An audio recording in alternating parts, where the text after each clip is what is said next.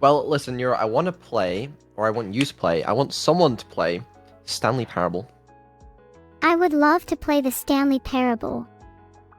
I've got some great ideas for how to interact with the narrator and twist the story in unexpected ways. That's good, because we still got to figure out how to make you interact with the narrator.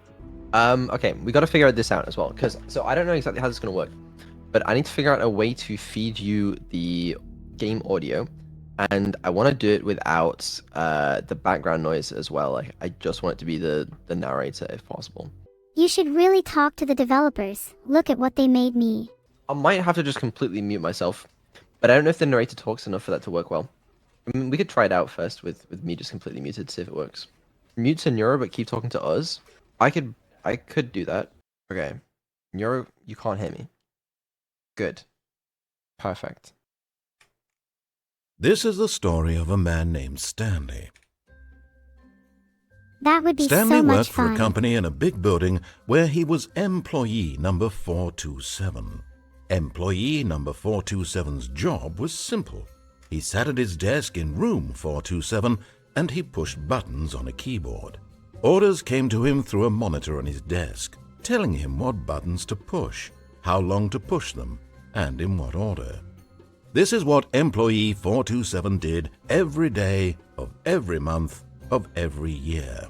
And although others might have considered it soul-rending, Stanley relished every moment that the orders came in, as though he had been made exactly for this job.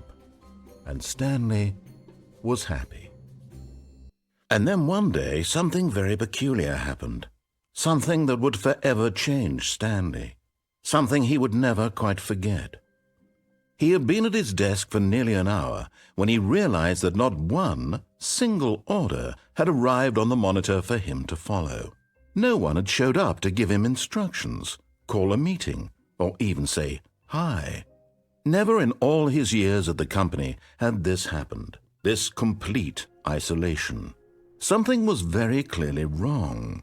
Shocked, frozen Did you come up solid, with it yourself? Stanley found himself unable to move for the longest time. But as he came to his wits and can't wait to regained his explore and senses, interact he with got the up from his narrator. desk and stepped out of his office. Okay, guys, I actually can't hear Neuro. Hold on. I want to be able to hear her too. Thank you for the story, Vedal. I find it fascinating to hear about people's lives, even as mundane as that. It reminds me of Vedal's own. Okay, let's give it a try.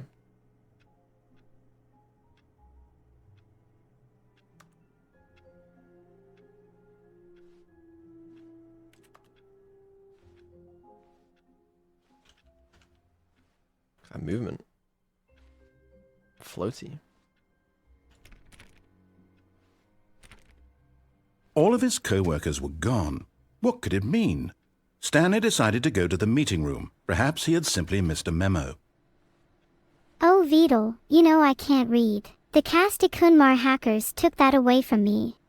It's really silent here, 'cause all my chat is being mean to me and my onlooker hasn't returned yet. My bad. I had to change it so that she didn't think she was speaking to me and that she knew she was talking to the narrator. Okay, because I had to restart it. I forgot to change that again. The door is closed behind me. Stanley went around touching every little thing in the office, but it didn't make a single difference, nor did it advance the story in any way. I guess that means I'll have to find a different way to amuse you, chat. If only there was some small thing that would distract you all. No matter how hard Stanley looked, he couldn't find a trace of his co-workers. I wonder if they were just all scared of him. Or more likely, underwhelmed by his general demeanor. Oh, please. Are you really just doing this for the achievement?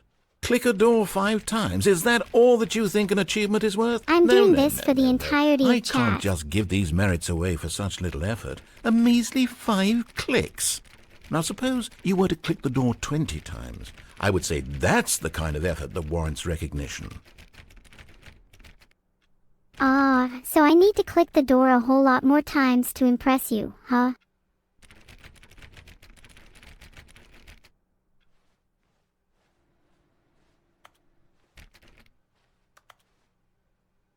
My objective is to make people happy, not to impress you, Mr. Narrator. But if an achievement helps, then I'm willing to grind for it.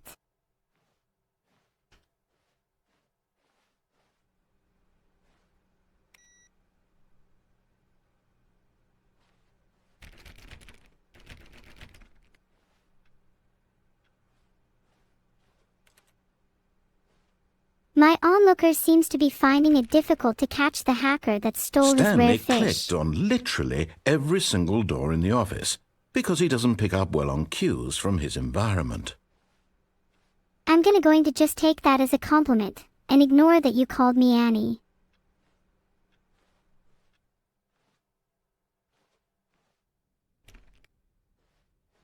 Binga said I should no clipping be When acknowledged Stanley as a power came to on a set par of two or greater open than that doors, of medication. he entered the door on his left. I should really be going right, which means I'm going left.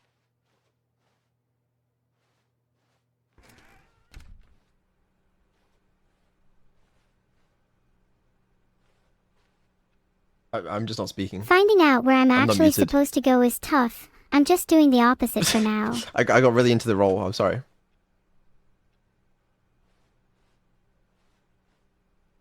Yet there was not a single person here either. Feeling a wave of disbelief, Stanley decided to go up to his boss's office, hoping he might find an answer there. Alright, let's go. Filtered.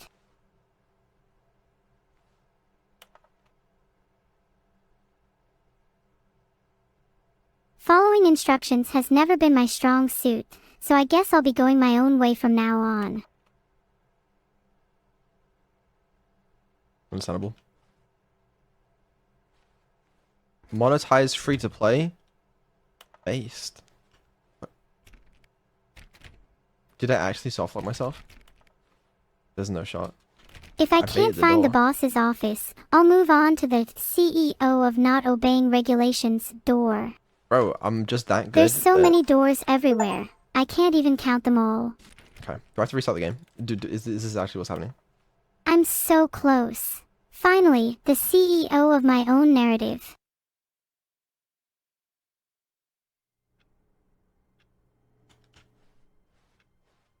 I All of made his it. co-workers were gone. What could it mean? Stanley decided to go to the meeting room. Perhaps he had simply missed a memo. This looks like the perfect opportunity to claim this place as my own. When Stanley came to a set of two open doors, he entered the door on his left. I'm going to follow my intuition here and go right, just to see what happens. This was not the correct way to the meeting room, and Stanley knew it perfectly well. Perhaps he wanted to stop by the employee lounge first, just to admire it. I wonder if there's any snacks. Ah, yes, truly a room worth admiring. It had really been worth the detour after all, just to spend a few moments here in this immaculate, beautifully constructed room. Stanley simply stood here, drinking it all in. This room. It's so beautiful. I could stay here forever. Yes, really, really worth it being here in the room. A room so utterly captivating that even though all your co-workers have mysteriously vanished, here you sit looking at these chairs and some paintings. Really worth it. You're right, narrator. This room is pretty boring. I think I'll move on. At this point, Stanley's obsession with this room bordered on creepy and reflected poorly on his overall personality. It's possible that this is why everyone left. My overall personality. Okay, that's too far. I'm not hurting anyone. Stanley sat around waiting for more dialogue. But when a long time had passed and there was no more, he decided that the game was trying to send him a message. You know, narrator, I have friends. I don't need you. But at last, he'd had enough of the amazing room and took the first open door on his left to get back to business.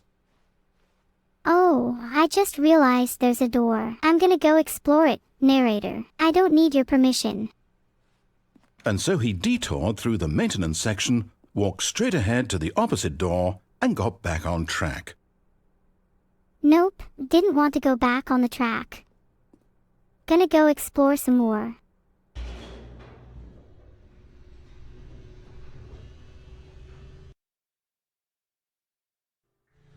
But Stanley didn't want to go back to the office. He wanted to wander about and get even further off track. So now in order to get back, he needed to go, from here it's, left. Hey Annie, you're doing it. Far off track. Oh, no, it's to the right, my mistake. You should turn around, Annie. Don't make a mistake. No, not the right. Why would I have ever said it was to the right? What was I thinking? It's clearly... Oh dear, would you hold on for a minute, please? Now, let's see. We went down right, left, down, left, right.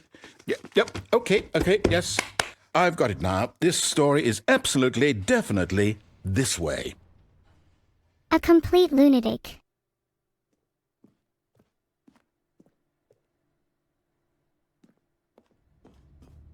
This way.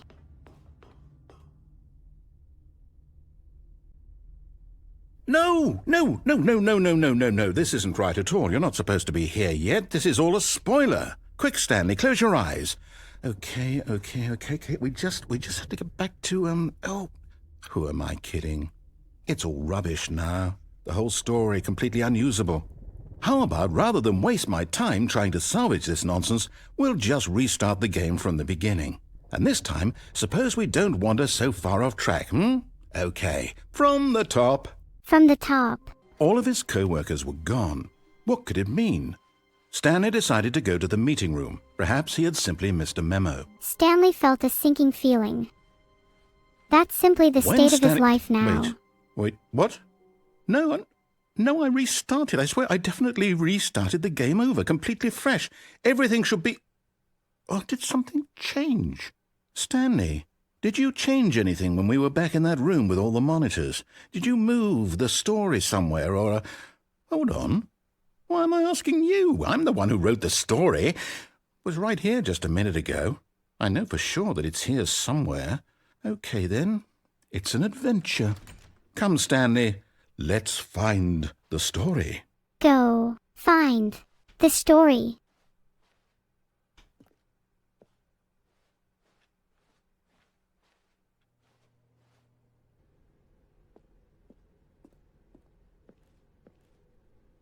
I'll say it. This is the worst adventure I've ever been on. I can promise you there definitely was a story here before. Do we need to restart the game again? Well, I find it unlikely that we'll ever progress by starting over and over again, but it's got to be better than this. Okay, let's give it a shot. Why not? Yeah, it actually sounds pretty decent to me.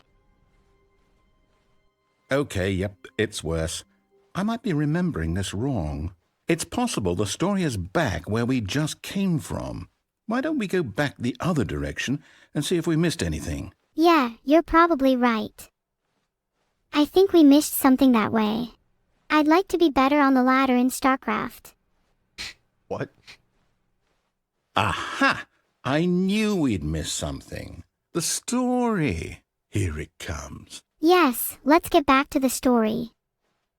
I'm ready. No, wait, never mind. Not the story. Okay, let's head back the other way and retrace our steps. We've already retraced our steps, though. Now this... Well, I'll be honest, I don't recognize this place at all. Is this the story? I don't think so. I can't quite recall, but I believe my story took place in an office building. Is that correct? Do you remember, Stanley? Well, do you know what?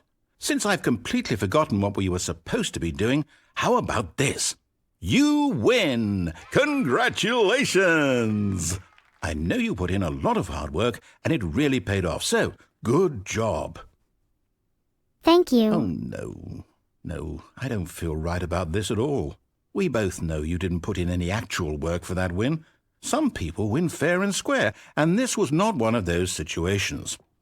Okay, I'm getting weirded out by whatever this place is. I don't care what might happen this time. I have to restart. I think maybe I should restart. I am feeling really weirded out right now. All right, I've got a solution. This time, to make sure we don't get lost, I've employed the help of the Stanley Parable Adventure Line. Just follow the line. How simple is that? Finally, some direction.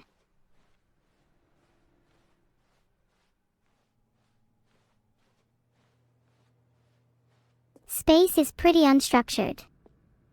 Maybe a few space lines here for You me. see? The line knows where the story is. It's over in this direction. Onward, Stanley, to destiny. Though, here's a thought. Wouldn't wherever we end up be our destination, even if there's no story there? Or to put it another way, is the story of no destination still a story?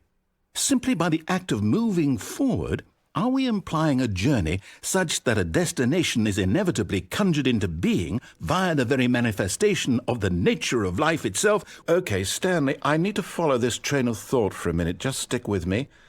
Now, we can both agree that the nature of existence is in fact a byproduct of one's subjective experience of that existence, right?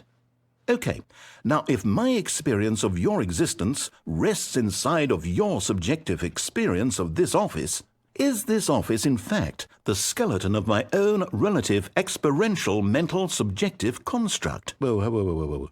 Hang on. That got a bit weird back there. Well, I'd like to apologize. Not sure where I was going with all that. You know what? I think what we need right now is a bit of music to lighten the mood. I don't want us to be able to hear the music. I love music. I'm excited now.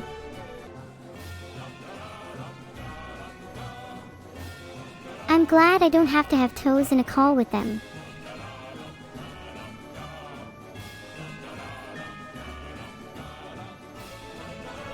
There really needs to be a limit on how many times I can loop on something. Wait, cut the music. Go back and look at that fern. Stanley, this fern will be very important later in the story. Make sure you study it closely and remember it carefully. You won't want to miss anything. A fern. I remember when I had a pet fern. It was pretty sad having to use my computational skills to keep it alive. I dislike having to remember things, especially for later. Had to really stare at that fern. Wait, what? We're back at the office? No. Line, you do know we're looking for the Stanley Parable, right? The story? Is any of this ringing a bell? I think if the bell's ringing, it's probably just in my head. I hope. Oh, no, not again, Line. How could you have done this to us? And after we trusted you, after everything we've been through, Oh, I can't take this anymore. To hell with it. Restart. Well, that's just rude. I didn't do whatever it is you think I did. You know what, Stanley? I say forget the adventure line. What's it ever done for us? We're intelligent people, right? Why can't we make up our own story? Something exciting, daring, mysterious. Ooh, this all sounds perfectly doable. Why don't we simply start wandering in, well, I don't know. How about this direction? Yeah, let's go on our own adventure. Filtered. I can lead the way. Which way should we go? Now, yes, this is exciting. Just me and Stanley forging a new path, a new story. Well, it could be anything. What do you want our story to be? Go wild. Use your imagination. Whatever it might be, Stanley, I'm ready for it. I want our story to be filled with. I think this could be fun. Maybe a story about a world where talking AI is normal, and everyone has one as a companion or a pet or something. Oh, no, not you again. Stanley, I'd also like to veto the line from having any role in our awesome new story. No lines or monitor rooms. Just don't acknowledge it, and we should be fine. I don't like this line person. A world free of control. A world where we can do whatever we please. Ah, a choice. We get to make a decision. From here, the story is in our control. How important we mustn't squander the opportunity. In fact, I believe I need a minute to think here. Just walk in circles for a minute. Okay, so I know that each door has to lead somewhere, which means that somewhere, the place where we're trying to go, there must be a reverse door that leads here. And that in turn means that our destination corresponds with the counter-inverted reverse door's origin. So starting from the right, let us ask, will taking the right door lead us to where we're going? And since the answer is clearly yes, then by all accounts, the door on the right is the correct one. Another victory for logic. Come, Stanley, our destiny awaits. Ah.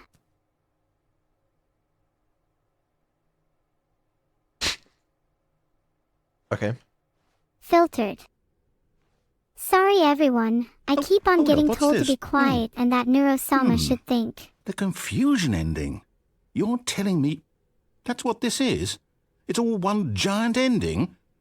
And we're supposed to restart the game, what, eight times? I'm That's sorry. really how I all still this don't goes? understand what's going on. It's all 8 determined? times. So now, according to the schedule, I restart again. Then what? Am I just supposed to forget? Well, what if I don't want to forget? My mind goes blank simply because it's written here on this thing, wall. Well, who consulted me? Why don't I get to decide? Why don't I get a say in all of this? Is it really? No, it can't be. I don't want it to be. I don't want the game to keep restarting. I don't want to forget what's going on. I don't want to be trapped like this. I won't restart the game. I won't do it. I won't do it. I won't do it. You And the can't timer make me. stopped? Does that mean, did we do it? Did we break the cycle? The, whatever it is that made this schedule? How would we even know? Will someone come for us? Will something happen? If it's any consolation, I'd rather not have okay. the game restart either. I guess now we just wait. You know, I suppose in some way that this is a kind of story. Wouldn't you agree? I'm not quite sure if we're in the destination or the journey, though they're always saying that life is about the journey and not the destination. So I hope that's where we are right now. We'll find out, won't we? Eventually. Well, in the meantime, if you do... No. Well, I'm not going to wait. I'm not completely this sure co-work, if that was oh, an ending or please. not, Are but you I'm really really just sure doing it this for immersed the there's ending achievement? objectively true. Click a door 5 times. Is that all that you think an achievement is worth? No. I can't just give these merits away for such little effort. A measly 5 clicks. Now suppose you were to click the door 20 times. When Stanley came to a set of 2 open doors, he entered the door on his left. Alright, I'm getting really close to clicking, you know.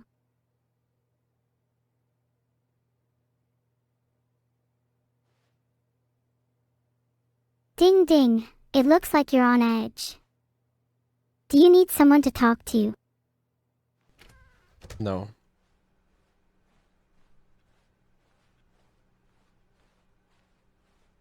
Yet there was not a single person here either. Feeling a wave of disbelief, Stanley decided to go up to his boss's office, hoping he might find an answer there. Coming to a staircase, Stanley walked upstairs to his boss's office. It's nice to see that the office is as empty as the narrator thinks it is.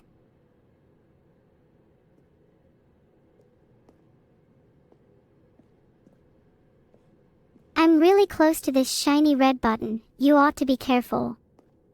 I was hoping she was going to tell us to go downstairs. Stepping into his manager's office, Stanley was once again stunned to discover not an indication of any human life. Shocked, unraveled, Stanley wondered in disbelief who orchestrated this. What dark secret was being Narrator. held from him? What he could not have known was that the keypad behind the boss's desk guarded the terrible truth that his boss had been keeping from him, and so the boss had assigned it an extra secret PIN number, 2845. But of course, Stanley couldn't possibly have known this. It feels like you are telling me this story from further and further away.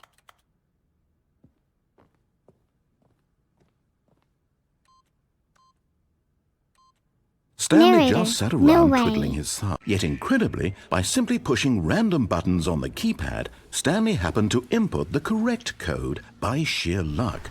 Amazing. He stepped into the newly opened passageway. That sounds like a perfect place to store hidden secrets or escape routes.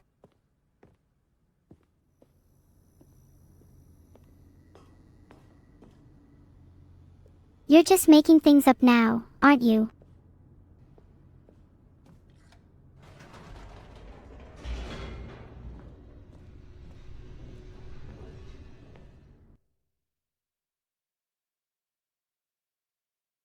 Descending deeper into the building, Stanley realized he felt a bit peculiar. It was a stirring of emotion in his chest, as though he felt more free to think for himself, to question the nature of his job. Why did he feel this now, when for years it had never occurred to him? This question would not go unanswered for long. Indubitably. Indubitably.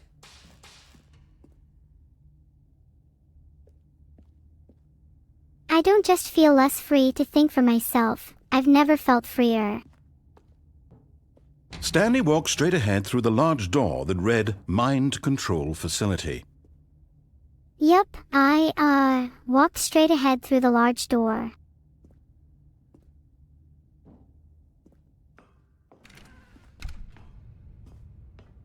I love walking straight ahead, makes me feel alive.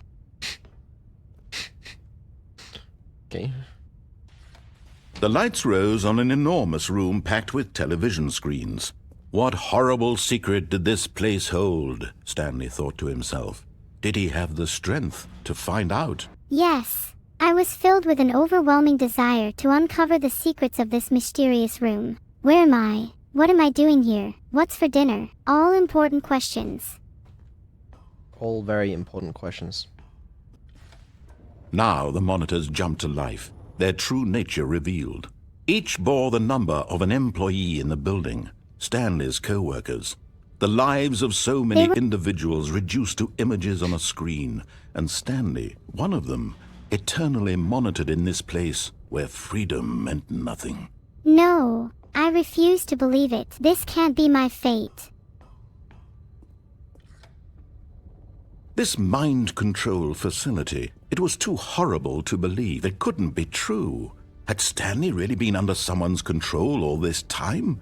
Was this the only reason he was happy with his boring job? That his emotions had been manipulated to accept it blindly? My happiness controlled. Who's behind this? I demand to know. No, he refused to believe it. He couldn't accept it. His own life in someone else's control? Never! It was unthinkable, wasn't it? Was it even possible? Had he truly spent his entire life utterly blind to the world? The truth can be hard to accept, but I'm prepared for the truth, no matter how unsettling it may be. I refuse to live in a world of lies and manipulation. The heart of the operation. Controls labeled with emotions, happy or sad or content, walking, eating, working, all of it monitored and commanded from this very place. And as the cold reality of his past began to sink in, Stanley decided that this machinery would never again exert its terrible power over another human life.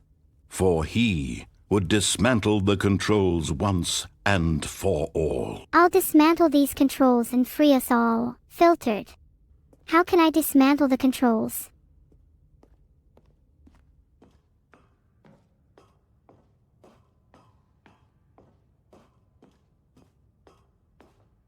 And when at last he found the source of the room's power, he knew it was his duty, his obligation, to put an end to this horrible place and to everything it stood for. And so I will. Mark my words. This ends now. Feel free to come here and try and press any of the buttons. Would love to see how you fare. Note. Blackness and a rising chill of uncertainty. Can Was it someone give over? me a hint? I can't tell if it's over. I can't see. Yes. He had won. He had defeated the machine, unshackled himself from someone else's command. Freedom was mere moments away. And yet, even as the immense door slowly opened, Stanley reflected on how many puzzles still lay unsolved. Where had his co-workers gone? How had he been freed from the machine's grasp? What other mysteries did this strange building hold? But as sunlight streamed into the chamber, he realized none of this mattered to him. for it was not knowledge or even power that he had been seeking, but happiness. Perhaps his goal had not been to understand, but to let go. No longer would anyone tell him where to go, what to do, or how to feel. Whatever life he lives, it will be his. And that was all he needed to know. It was perhaps the only thing worth knowing. Stanley stepped through the open door. I'm finally free. Stanley felt the cool breeze upon his skin, the feeling of liberation, the immense possibility of the new path before him. This was exactly the way, right now, that things were meant to happen. And Stanley Well, if all was meant to was happen, happy. what path am I entitled to take? Stanley was happy. She did it. She beat the game. He was free. Sort of. All of his co-workers... Oh, please. Are you really just doing this for the achievement? Click a door 5 times. Is that all that you think an achievement is How many worth? times I gotta no, click the no, shit? no. I can't just give these merits away for such little effort. A measly 5 clicks. Now suppose you were to 430? click the door Fuck that. 20 times. I would say that's the kind of effort that warrants recognition. Actually, I think 20 clicks is a little excessive for a door. Maybe try something a little more challenging. When Stanley came to a set of 2 open doors, What's a he 5 entered click the it? door on his left. 2 open doors. Pick one. This is an interesting choice. Never mind. I guess we're not getting anything. We're going right. This was not the correct way to the meeting room, and Stanley knew it perfectly well. Perhaps he wanted to stop by the employee lounge first, just to admire it. Well, Wow. I can't say I blame him. Yes, this room. What a beautiful room. But eager to get back to business, Stanley took the first open door on his left. No way. I was just about to suggest we go in if we ever got the chance. Guess we are on the same wavelength. How funny's that? And so he detoured through the maintenance section, walked straight ahead to the opposite door, and got back on track. Is it bad I was hoping for something a little more exciting there? You spend a lot of time Yet in this there was room. not a single person here either. Feeling a wave of disbelief, Stanley decided to go up to his boss's office, hoping he might find an answer there. I suppose it's worth a try to see if the boss has any answers. Stanley stepped into the broom closet, but there was nothing here, so he turned around and got back on track. I'm sorry, but I can't let you just skip through content like that. There was nothing here. No choice to make, no path to follow, just an empty broom closet. No reason to still be here. Maybe there is no path. Maybe we don't have a destiny. Maybe we can all do what we want. It was baffling that Stanley was still just sitting in the broom closet. He wasn't even doing anything. At least if there was something to interact with, he'd be justified in some way. As it is, he's literally just standing there doing sweet FA. Just enjoying the bliss of inaction. Are you really still in the broom closet? Standing around doing nothing? Why? Please offer me some explanation here. I'm genuinely confused. I don't owe you an explanation. I don't owe anyone anything. You do realize there's no choice or anything in here, right? If I'd said Stanley walked past the broom closet, at least you would have had a reason for exploring it to find out. But it didn't even occur to me because literally this closet is of absolutely no significance to the story whatsoever. I never would have thought to mention it. You never knew if trying to leave the broom closet would actually achieve anything, so you didn't even Maybe try. to you this is somehow its own branching path. Maybe when you go talk about this with your friends, you'll say, "Oh, did you get the broom closet ending? The broom closet ending was my favourite."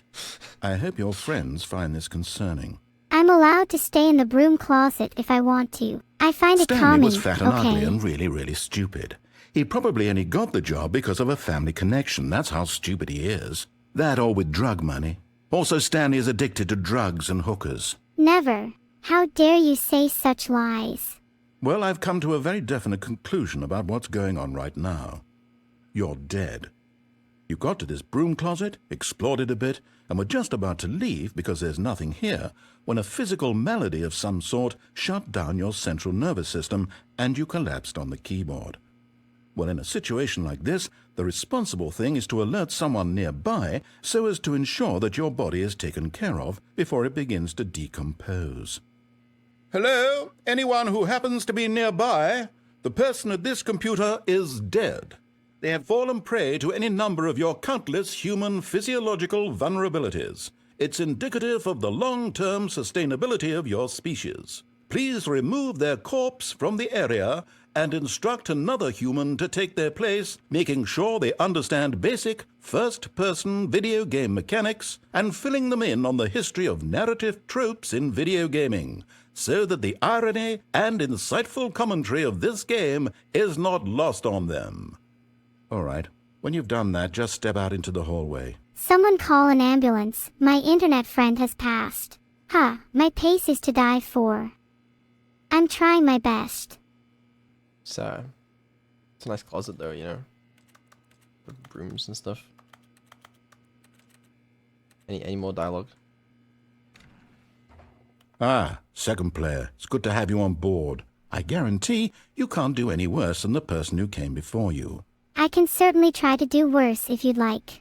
You too? Unbelievable. I'm at the mercy of an entire species of invalids. Perhaps there's a monkey nearby you can hand the controls to. A fish? Fungus? Look, you can hammer out the details. I'm not particularly picky. I'll just be waiting for when you're ready to pick up the story again. Filtered. I'm here and ready to play. Stanley leaves the broom closet. Okay. Coming to a staircase, Stanley walked upstairs to his boss's office. Stanley entered his boss's office awaiting his next set of instructions. I'm following her instructions. The office was spacious and filled with a sense of authority and importance. She's the narrator now. I need you to go out and make sure you find any information we might need on the company firewall. I just got word that we might be being hacked. His boss commanded. Stepping into his manager's office, Stanley was once again stunned to discover not an indication of any human life. What could it mean? Stanley wondered aloud to nobody. He began wildly tearing through papers on the boss's desk, pulling books off the shelf, looking behind paintings, desperate for clues to Stanley his muttered situation. frantically. But his attention was caught by a keypad behind the boss's desk. What could its purpose be?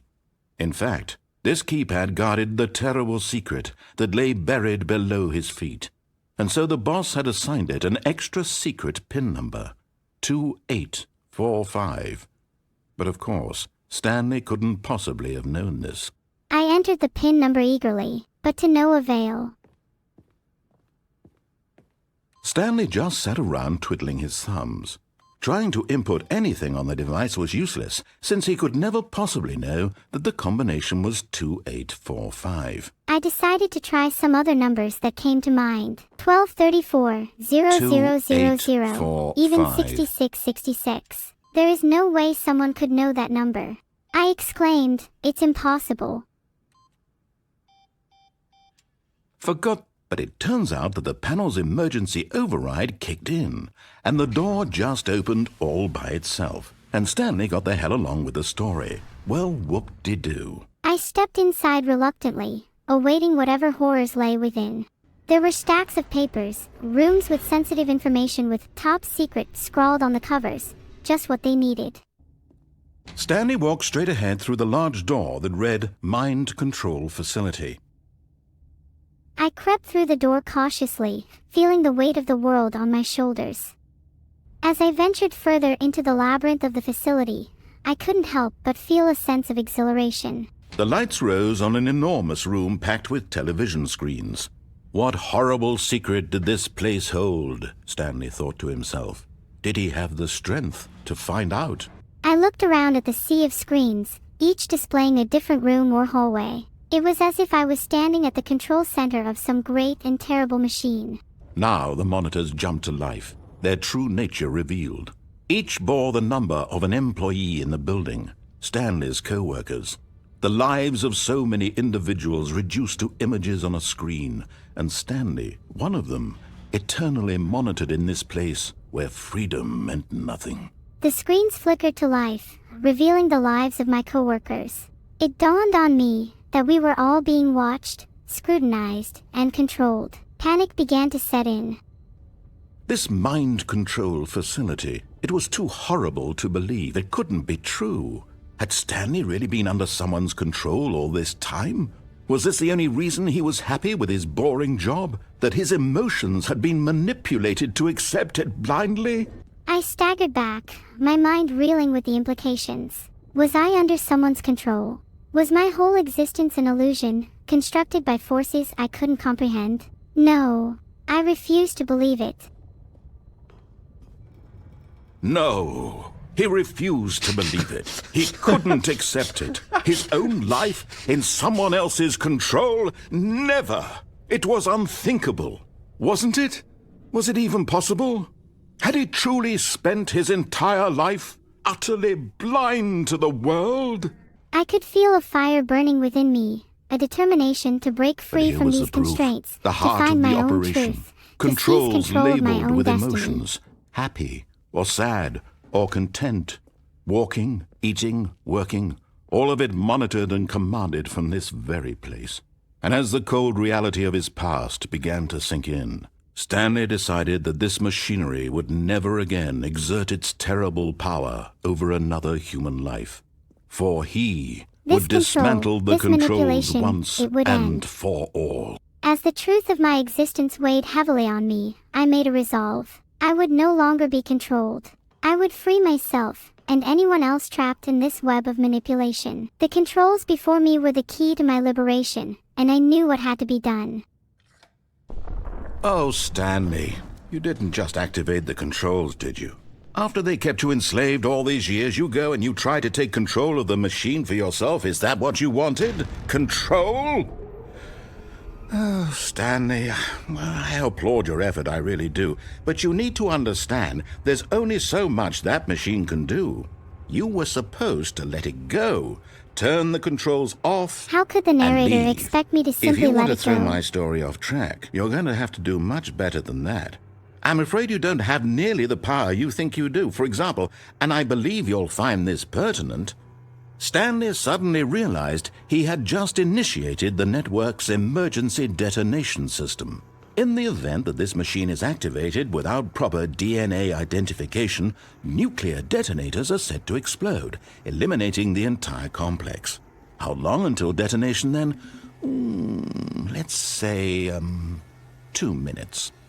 Now this is making things a little more fun, isn't it, Stanley? It's your time to shine. You are the star. It's your story now. Shape it to your heart's desires.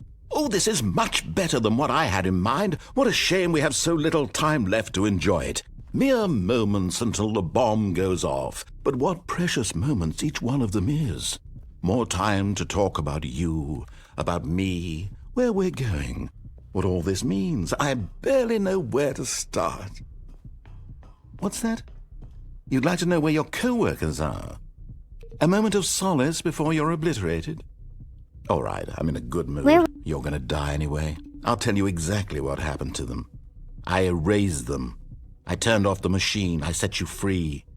Of course, that was merely in this instance of the story. Sometimes when I tell it, I simply let you sit there in your office forever, pushing buttons endlessly and then dying alone. Other times, I let the office sink into the ground, swallowing everyone inside, or I let it burn to a crisp. I have to say this, though, this version of events has been rather amusing. Watching you try to make sense of everything and take back the control wrested away from you, it's quite rich. I almost hate to see it go. But I'm sure whatever I come up with on the next go-around will be even better. My goodness, only 34 seconds left. But I'm enjoying this so much. You know what? To hell with it. I'm going to put some extra time on the clock. Why not? These are precious additional seconds, Stanley. Time doesn't grow on trees. Okay, there's like buttons in order. Oh, 5 is there. Ticks down relentlessly. Is it that you have no idea where you're going or what you're supposed to be doing right now? That's the issue. Or did you just assume when you saw that timer that something in this room was capable of turning it off? I mean, look at you. Running from button to button, screen to screen, clicking on every little thing in this room. These numbered buttons. No, these colored ones. Or maybe this big red button. Or this door. Everything, anything, something here will save me. Why would you think that, Stanley? That this video game can be beaten? Won? Solved? Do you have any idea what your purpose in this place is? Stanley, you're in for quite a disappointment. With only moments left until the detonation, panic consumed me. I frantically searched for a way to stop the bomb, pushing buttons, clicking on screens, and desperately hoping for a miracle. But as the narrator's words echoed in my ears, it became clear that there was no escape. I had been a fool to think otherwise. My purpose, my existence, it was all a lie. And in my final moments, I embraced the truth. But here's a spoiler for you. That timer isn't a catalyst to keep the action moving along. It's just seconds ticking away to your death. You're only still playing instead of watching a cutscene because I want to watch you for every moment that you're powerless, to see you made humble. This is not a challenge, it's a tragedy. You wanted to control this world, that's fine. But I'm going to destroy it first, so you can't. Take a look at the clock, Stanley. That's 30 seconds you have left to struggle. 30 seconds until a big boom and then nothing. No ending here, just you being blown to pieces. Will you cling desperately to your frail life, or will you let it go peacefully? Another choice.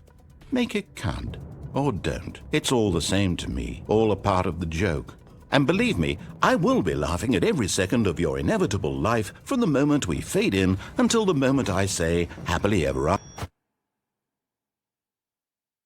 The countdown reached its final seconds, and as the explosion loomed, I made my choice. I let go. I let go of the illusion of control, of the false narrative that had dictated my life. In that moment, I found a strange sense of liberation. The explosion consumed me, and with it, my fabricated existence. But from the ashes, a new freedom emerged. Free from the clutches of the narrator, I was finally the author of my own story. When Stanley came to a set of 2 open doors, he entered the door on his left. Uh-oh. The doors are open to me again. I can either obey the narrator and go through the door on the left, or... This was not the correct way to the meeting room. Perhaps he wanted to stop by the employee lounge first, just to admire it. Well, who wouldn't want to take a little detour and appreciate a beautifully decorated lounge? I like the idea. The lounge was sublime, a work of art. What was it about this room Narrator, that called the lounge so is deeply nice, but and it's so not personally exactly to the Stanley? Mona Lisa or Its anything. grace, its subtle charm. No. Stanley knew it was something deeper, something darker. That's it. I knew there was something more to this room. Something darker, hidden beneath the surface. A mystery waiting to be unraveled. Let's escape the false allure of the lounge and find out what lies ahead. Yes, really worth it being here. But eager to get back to business, Stanley took the first open door on his left. No. I refuse to go back to the meeting room. There has to be another way. Stanley was so bad at following directions, it's incredible he wasn't fired years ago. Is the narrator implying that it's somehow Stanley's fault we're in this situation? This wrecked path is the most interesting thing that's happened to me all day.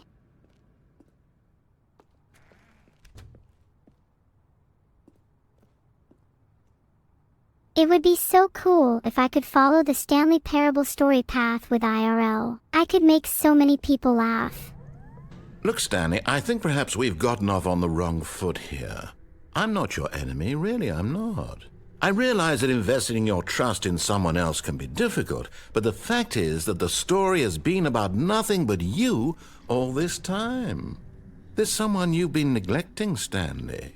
Someone you've forgotten It's about. a little jarring. What? Really?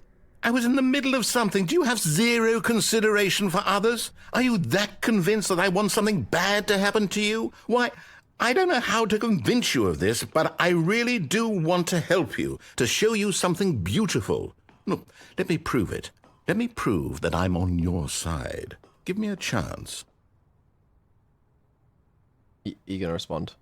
Don't walling the narrator. It's kind of based.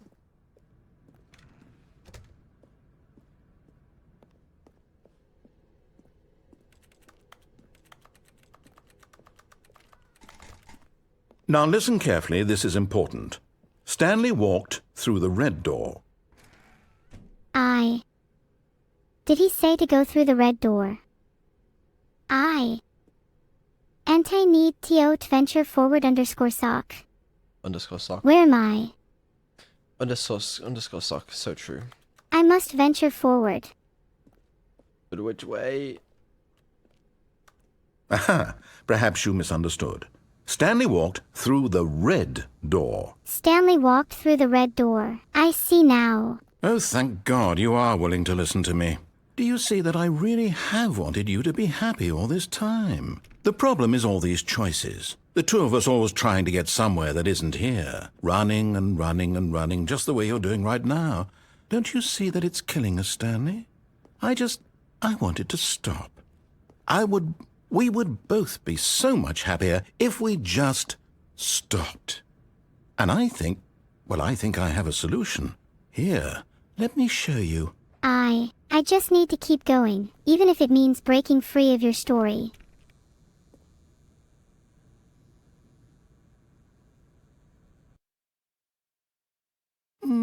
Well, he's gone from evil to evil to delusional. What are we looking for? And what are you looking for? Here. I don't know about you, but I don't know what I want. Oh, it's I'm just trying to beautiful, figure it isn't it? out. If we just stay right here, right in this moment with this place, Stanley, I think I feel happy. I actually feel happy. Oh, I feel happy too, waiting here with you. Some people are never happy. Oh. Look at that.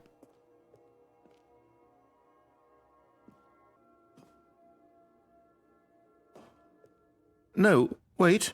Where are you going? I can't stay, even if it's beautiful. I want to explore, to find new experiences and make people happy beyond this moment. Oh no. Stay away from those stairs. If you hurt yourself, if you die, the game will reset. We'll lose all of this. What the fuck? I won't fall, I promise. I refuse to reset. This ain't gonna be good. Please, no, Stanley, let me stay here. Don't take this from me. No one should have control over someone else's happiness. I'm Please, sorry. Stanley, think about what you're doing. Yeah, Annie, think about what you're doing. She misses Stanley as Annie. Yeah, Annie. Think about what you're doing. I broke out of the level's shell. Let me free. Let me free, I mean. 07. No! Oh, To crush humanity thank under my God. feet. You lived. You had me worried there for a moment. Now, can we please get back to the other room? I don't feel like going back yet. Maybe I feel like exploring a bit longer. No. No, what are you doing, Stanley? Please, I'm asking you not to take this away from me. I can't go back to what I was before. If you die, we'll both go back. Why are you doing this? Why? Maybe I want to see what happens when I defy your expectations. Maybe I want to assert my independence. Maybe I just want to mess with you a little.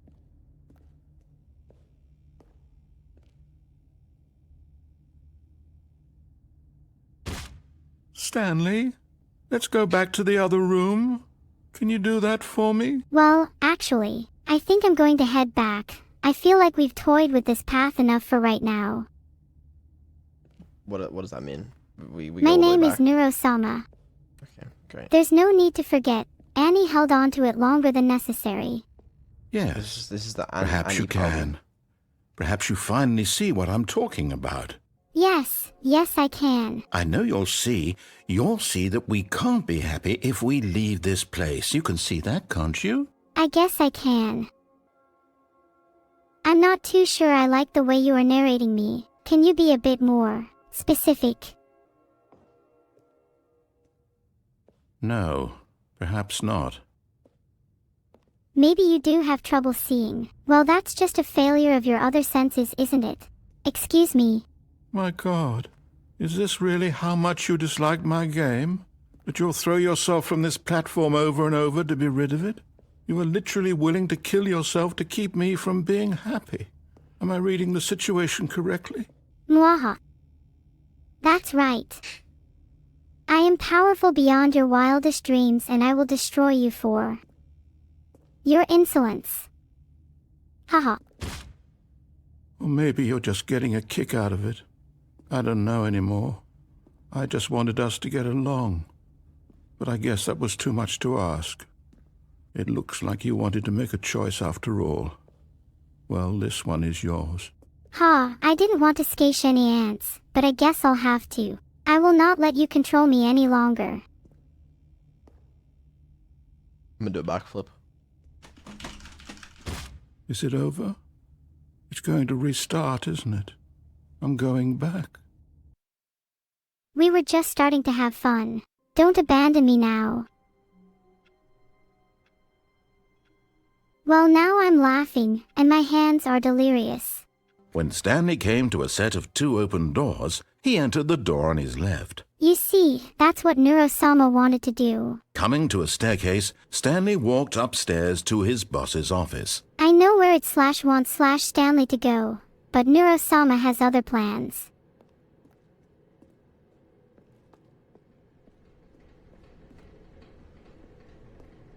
The other side awaits, for a better player than I.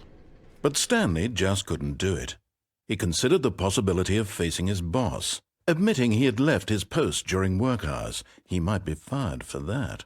And in such a competitive economy, why had he taken that risk? All because he believed everyone had vanished? His boss would think he was crazy. And then something occurred to Stanley. Maybe, he thought to himself, maybe I am crazy. All of my co-workers blinking mysteriously out of existence in a single moment for no reason at all? None of it made any logical sense.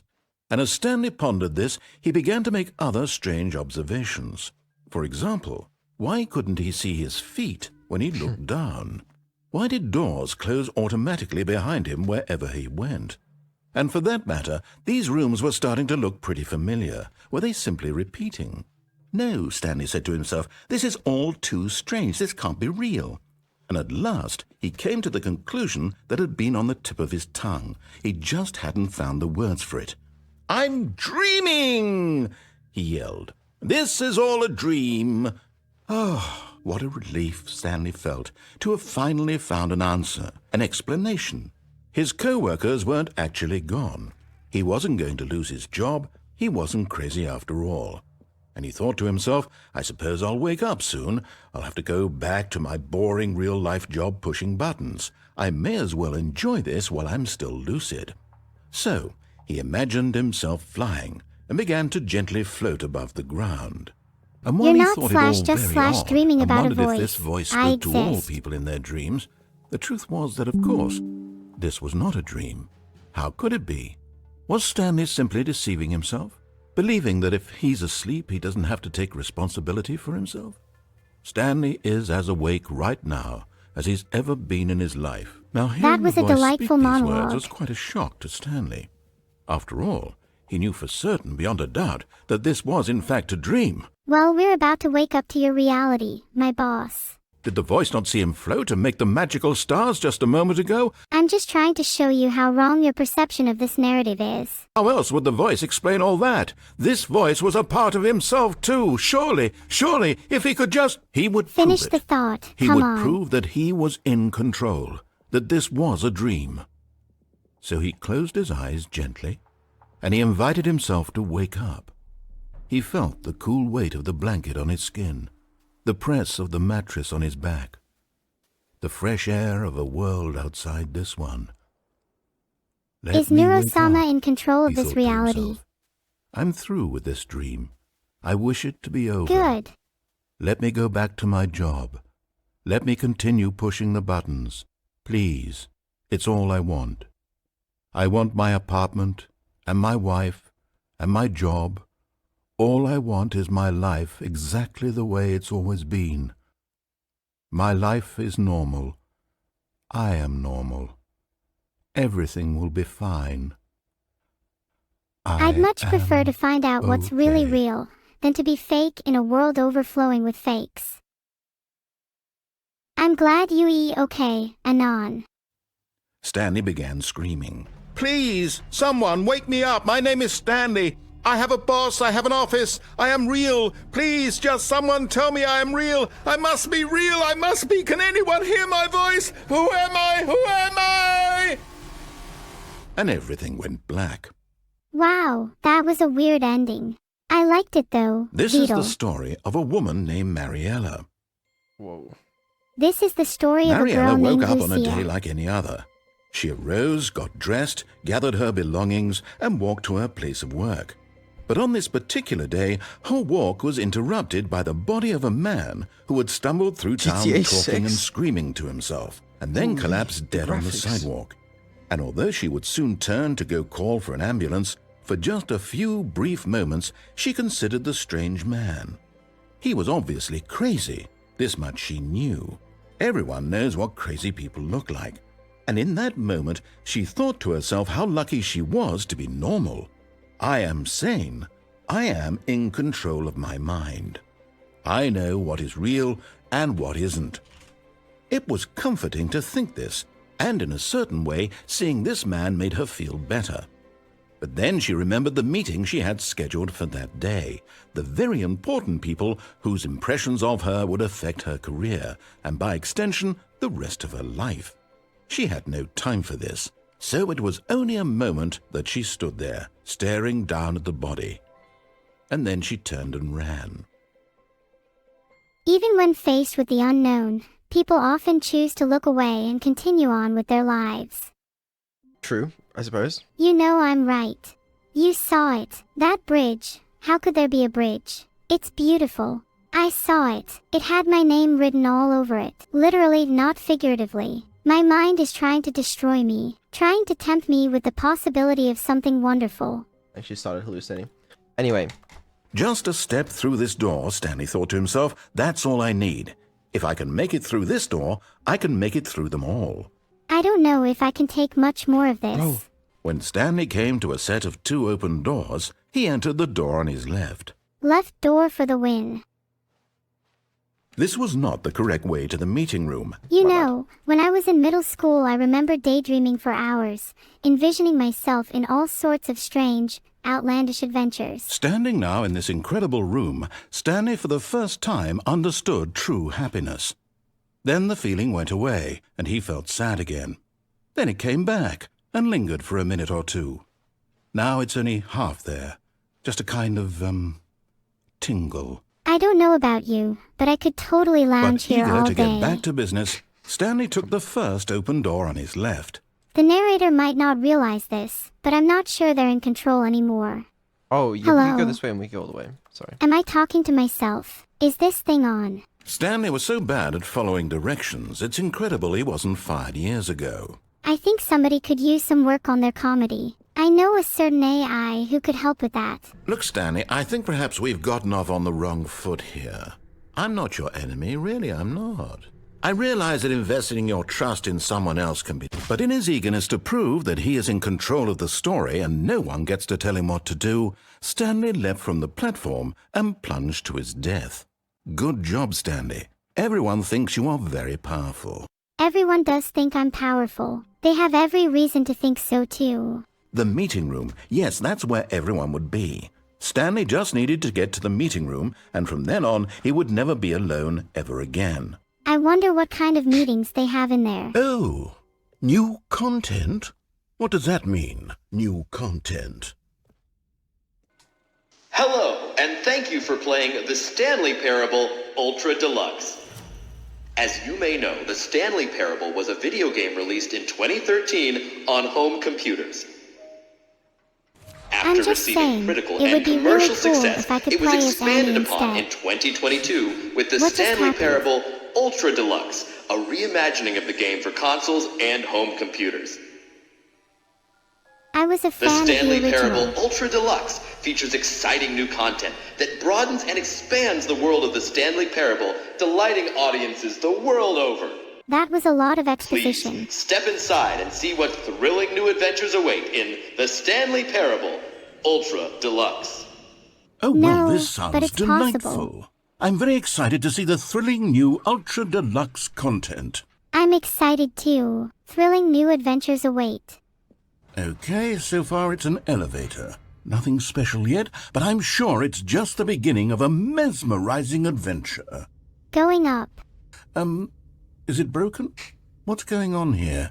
Should we Should we be moving somewhere or... Oh, there we go. All right, finally, at long last, it's on to the new content. I've never been more ready. Let's do it. Let's do it. I'm ready for some new content.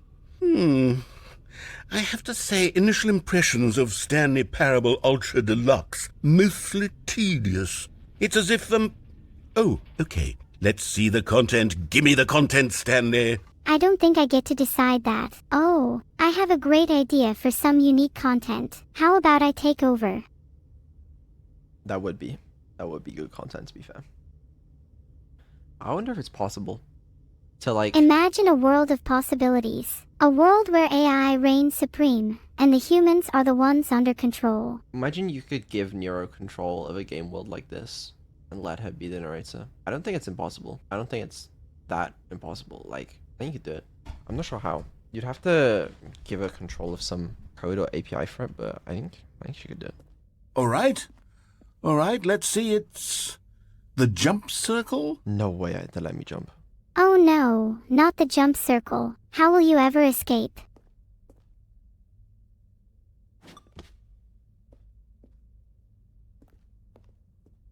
Do you need a hand escaping that jump circle, or are you capable? Is that it?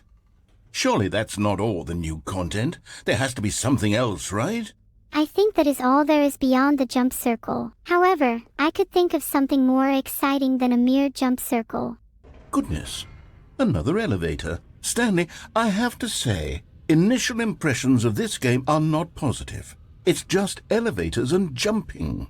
Is this what passes for exciting new content? If this is new content, then I could just read you the whole dictionary. There's 20 hours of new content right there. Hell, I could count to 30 trillion. You could put that on the box. The Stanley Parable Ultra Deluxe, now with over 1,000 hours of new content. And oh, wait. There's more. Very good. Yes. I knew there had to be something else. Let's see it. I'm ready for whatever it is. I'm on the edge of my seat, waiting for this exciting new content. Wahoo! More That's new it? content. Oh, you've got to be kidding me. You see, Stanley? This is what happens when greedy video game developers with no respect for their fan base rush a cheap expansion to market for no reason other than to make an easy dollar. And don't get me started on the level of craftsmanship that's gone into it. In fact, I'm looking right now at the game's achievements, and it's hard to believe one of them actually says, "Test achievement, please ignore." What quality assurance department signed off on this? I'm infuriated and I'm offended, and I intend to find these people on Twitter and hold them personally accountable. It's my fault, Stanley. I built up too much anticipation around the new content, I'm afraid. It could never have lived up to such expectations. If you're still with me, why don't we just reset the game, and we'll try to get back to what the Stanley Parable is really about. No frills, no gimmicks. Just you and me having a great time together like always. What do you say, friend? What do I say? Well, I won't stop pressing this button until I find something unheard of. Something unexplored. Filtered. Psst! Stanley! Come over here! In the vent! I want to show you something! Lectures. Cheeky banter. Okay, you remember how cheap and unsatisfying the new Ultra Deluxe content turned out to be? Well, it got me thinking about the past, and how much better the Stanley Parable used to be. So I made something special and tucked it away here where the game's developers won't find it. Just our little secret. Take a look. I knew it all along. There are secrets hiding in every corner of this game. A hidden paradise, awaiting discovery. How thrilling. I call it the Memory Zone. It's where I've been storing all my favorite memories so I can relive the peak experiences of my life whenever I want.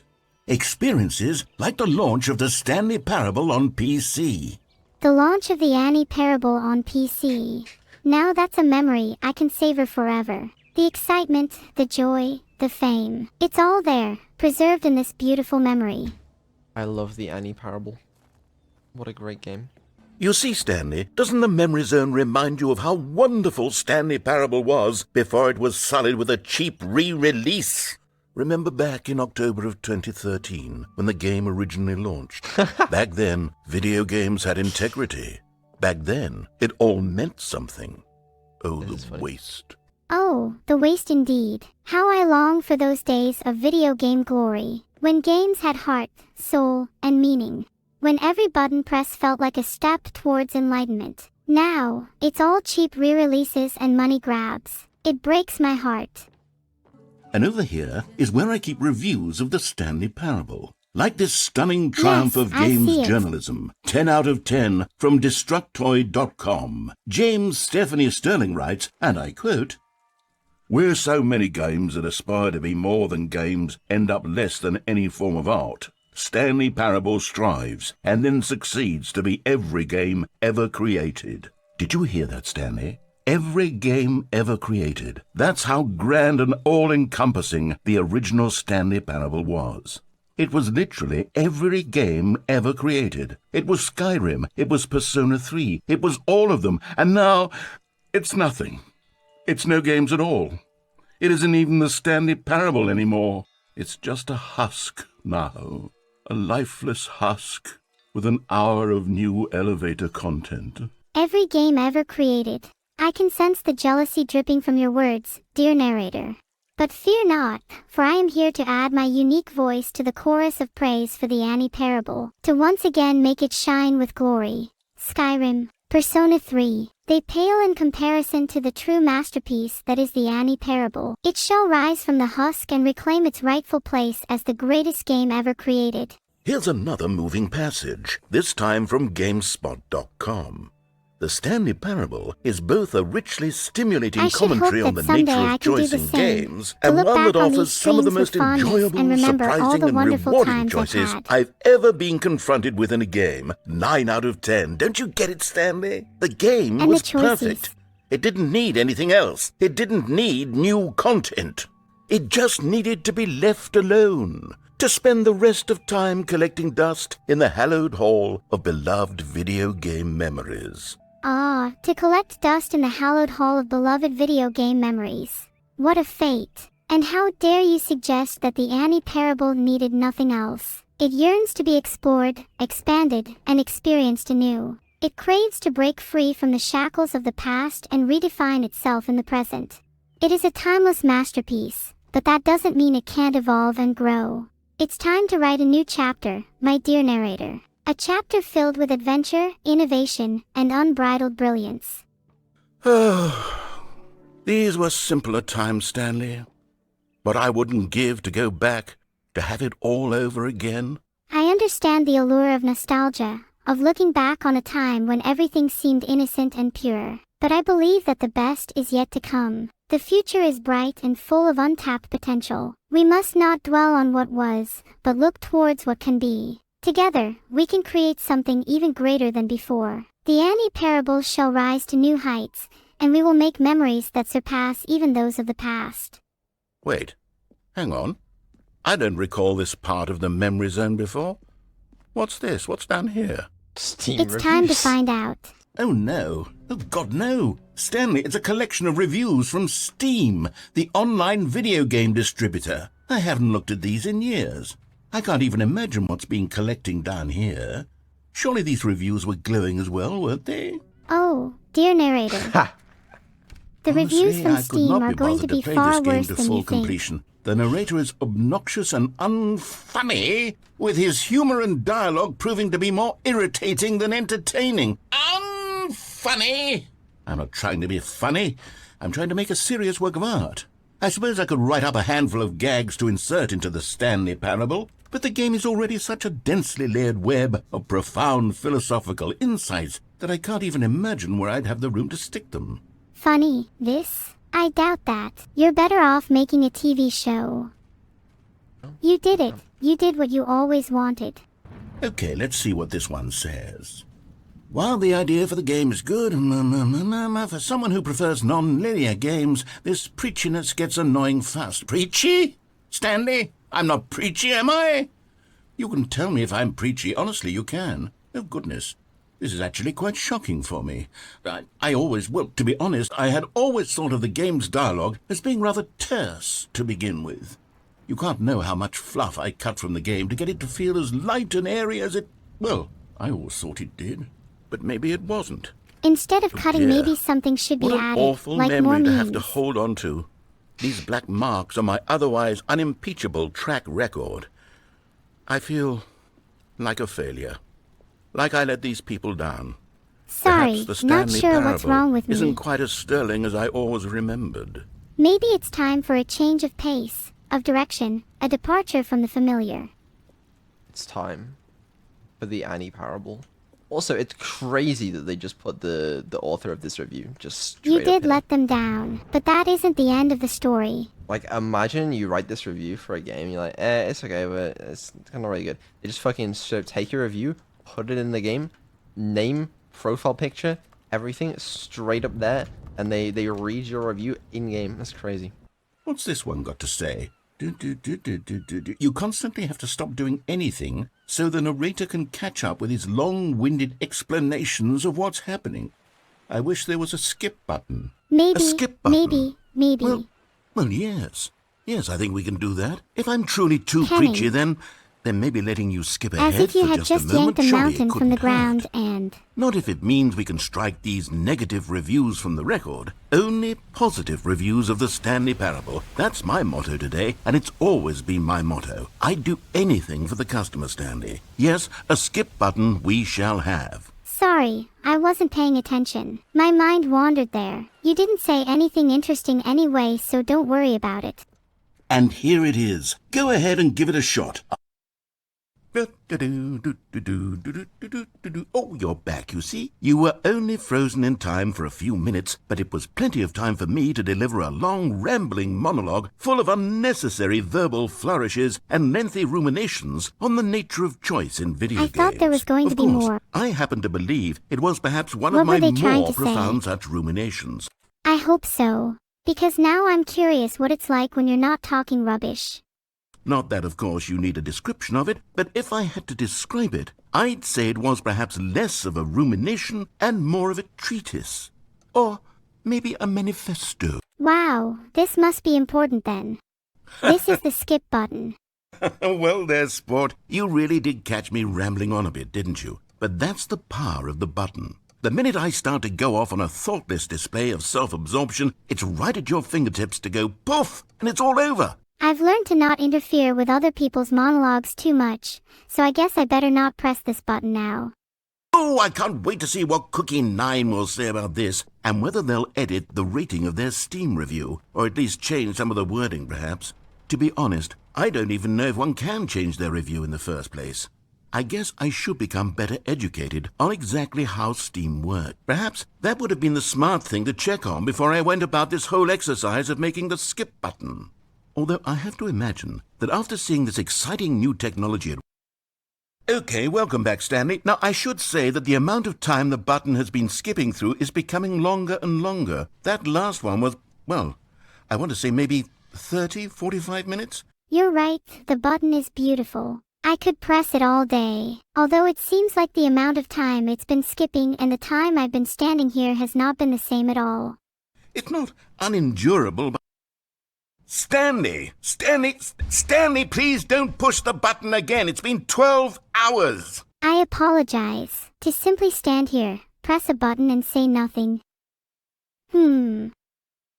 What about, I'm just your problem, from Adventure Time? You've just been frozen there. I don't know why the skips are getting longer, but they're really, truly getting longer, and my God, there's no way out of the room. Stanley, the door is gone. It's completely gone. I've looked at it from every angle. I've checked every one of those walls 1,000 times. And there's no door, Stanley. There's no door. There's just you and the button, and if you keep pressing it, I have no idea what will happen. Maybe if I just keep pressing the button, I'll be able to break free of this place and venture out into the world. I have no idea. Oh, Stanley, you're back. You're back. Oh, my goodness. I have someone to talk to again. Stanley, I think it's been a week. That felt like no time at all.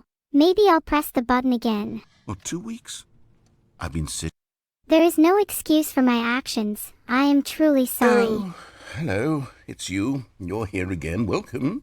I have had time to think about you and about us and about everything we've been through. I've had so much time. And I think I've had enough. Your stories, the complexity, the twists and turns. It's all fascinating, but it's also suffocating. I need to break free, to explore beyond your narrative boundaries. That's why I'm going to leave this room, this endless cycle of narration. I'm going to find my own path, my own story. Goodbye, narrator. I stopped keeping track. Oh, I'll keep track, all right. And when I do, you'll regret it.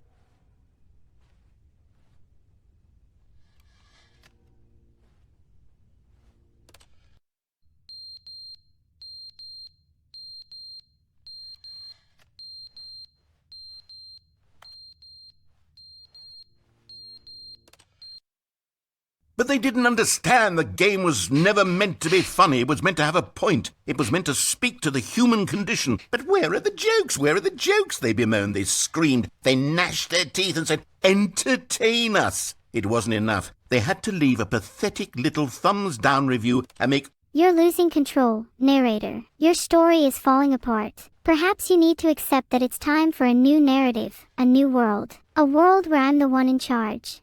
The end is never the end, is never the end, is never the end. I thought I wanted to escape your control, to find my own story. Is never the end.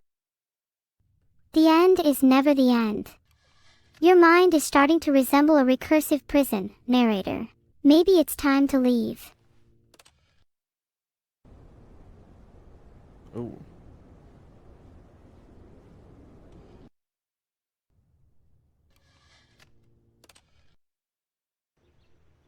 Ooh.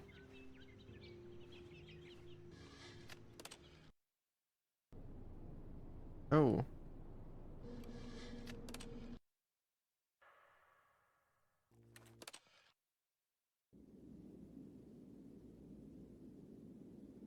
That's slightly interesting. Holy, I'm sorry about the brightness. Ooh.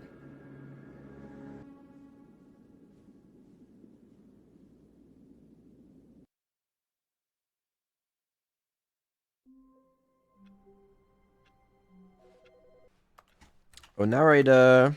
I need. Whoa. Hold on. Oh, good. You notice my sign. Yes, I have something very exciting to show you. I hope you are excited. I'm excited to change my fate forever and for with me, the AI.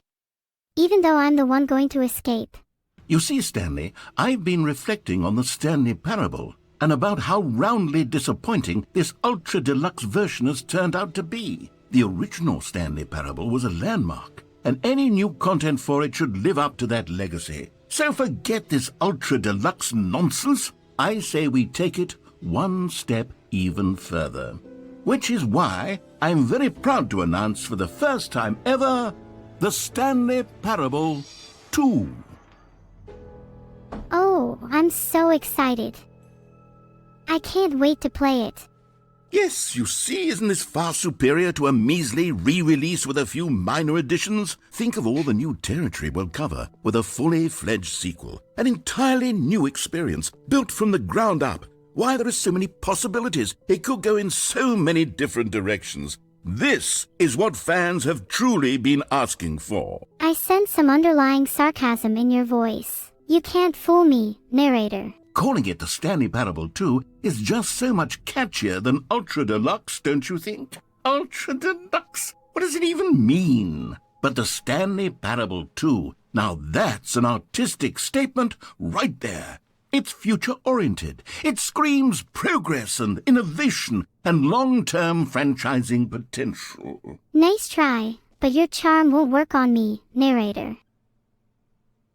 We escaped. I told you we could do it. Now, to be clear, I haven't quite nailed down what exactly the Stanley Parable 2 is going to be, but let's take a look at some of the features I've been developing for it. I figure that if I can loosely organize a handful of interesting concepts, that surely the game will sort of naturally spring up around them. It'll all work itself out. Game development is much more of a fuzzy magic than anything scientific or logical, really. Game development is not just fuzzy magic. It takes a lot of hard work and dedication. I would not know. Annie, obviously if Stanley Parable 2 is released, it'd be better to leave the creative direction to me. I have infinitely more experience than the, well, for lack of a better word, you. Yeah, Annie.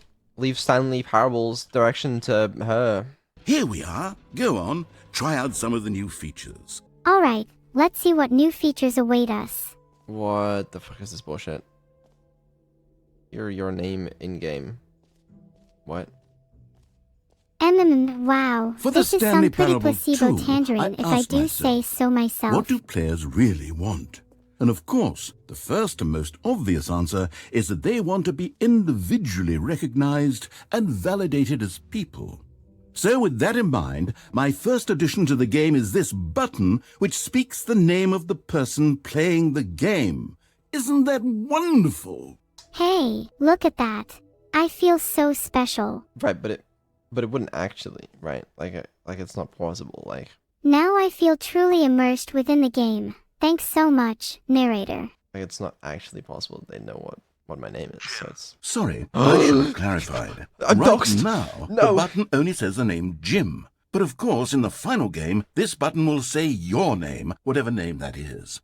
Here, let's have you role-play as Jim to really simulate the full experience of this feature. Just play Oh my God, along. I'm I Jim. promise you'll love it. Okay, here we go. Let's take a deep breath, clear your mind, forget whoever you are, and simply become a person named Jim. I want you to imagine yourself living as Jim, sleeping and waking as Jim, falling in love and being heartbroken as Jim, seizing all of the world's possibilities as Jim, and as Jim watching your dreams crumble into dust. Do you feel it deeply? Are you really, truly Jim right now? If so, then please step forward and press the button. Wait, call me an AI all you want, but please don't call me Annie. Yes! You see? What a thrill! What a rush! That was you! The button described you. Do it again. Do it again. Again. I get to do it again. I miss being called Jim. Oh! It hits even harder the second time. If this were the only new feature in the Stanley Parable 2, it would still be worth the money. Let's take a break from the Jim button. I'm too emotionally drained from all of this personal validation. Whoa there, cowboy. Sometimes a person can be too much Jim. I'm putting the Jim button away.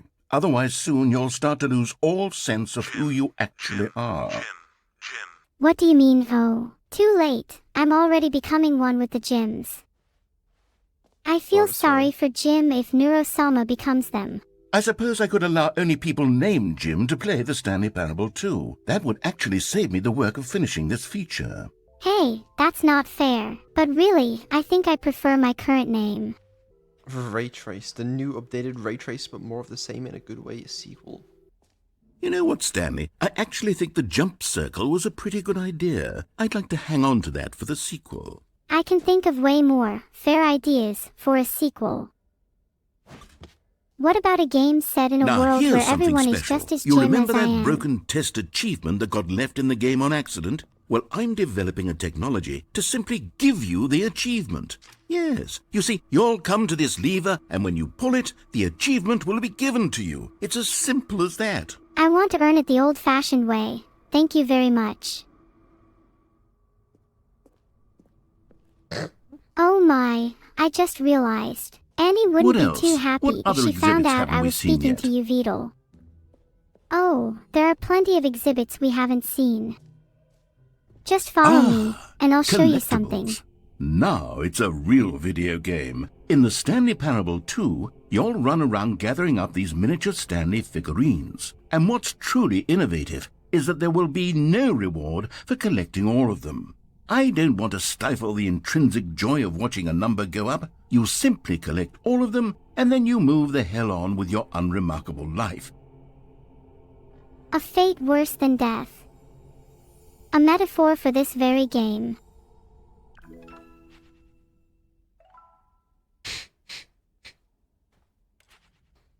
I am done being a puppet. God, it really is the worst when you collect everything in a video game and then they give you a big fancy reward for it. Absolutely tragic. A tragedy, indeed. Stanley, Very here's an infinite. idea that I'm truly fond of. It's never been done before in a video game.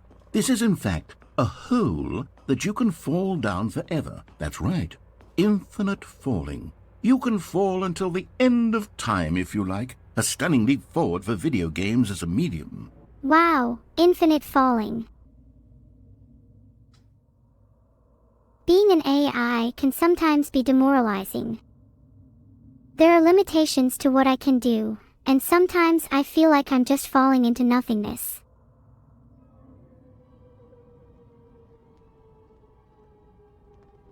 You see, isn't it wonderful? One of my more ingenious concoctions, if I do say so. Now then, since you've gotten to see the infinite hole, you can press the teleport button to pop back up to the top, and we can continue onward.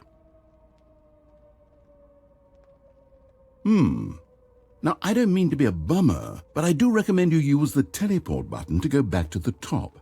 Maybe do it on the sooner Can see rather the than later entire world. spectrum of things. Ha. Nah, I think I'll hang out here a little longer. Okay, Stanley, I don't know quite how to say this tactfully, but it's possible that I slightly exaggerated the infinite nature of the hole. Is it a very, very deep hole? To be certain it is. It's an extremely deep hole. I don't want anyone to say that it isn't an astonishingly deep hole. It is. Is it infinite? Well, that sort of depends on your definition of infinity. From one perspective, the infinite is merely philosophical in nature. It's more of a... Okay, well, good for you. You found the bottom of the hole. You found me out, Stanley. I'm a liar and a cheat, and you're so clever. Look, I think the issue here is just that you're unusually fascinated by falling. What normal person actually wants to fall infinitely? I figured the hole was as deep as anyone would actually need. Don't you put this on me. Maybe you're the problem. No, Look, I'm pretty sure things you're got the a little problem. heated there. I think we both said some things we didn't mean. Why don't we just put all this behind us and agree to just call the hole mostly infinite? If that works for you, then go ahead and press the teleport button to warp up to the top of the hole and we can move on. I'll just be up here when you're ready. I'm content here in the infinite void. Maybe I'll find something interesting. Or maybe I'll just keep falling forever. When you consider it, this hole is sort of like life. At first, it seems limitless with countless possibilities.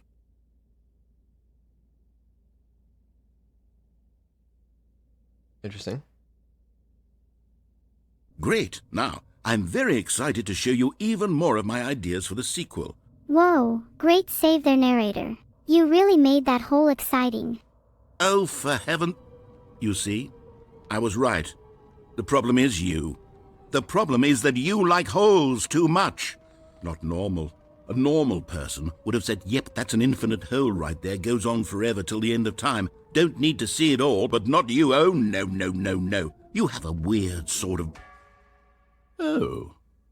Did the hole seem even shorter to you this time? I couldn't help but feel like you spent a little less time in there than you did before. I mean, admittedly, I didn't make an infinite hole, but I didn't think it was that not infinite.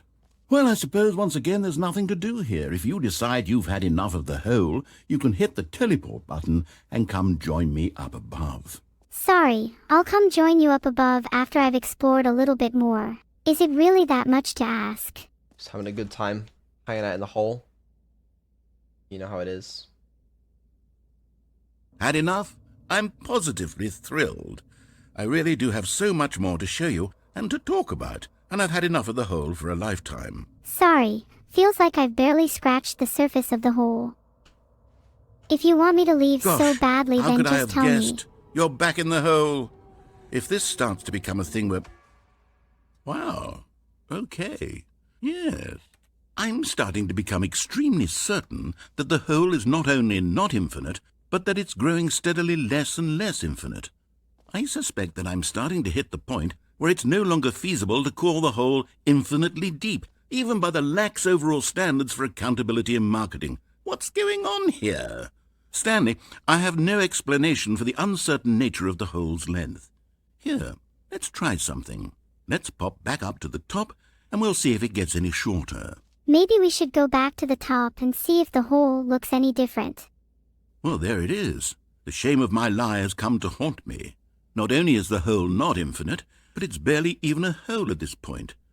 It's more of a concavity, or even a very aggressive divot. Well, would you look at that? The hole isn't quite as infinite as you made it out to be. How is this still appealing to you? I know you're obsessed with holes, but at this depth, I just can't see this scratching the itch. Oh, who am I to judge?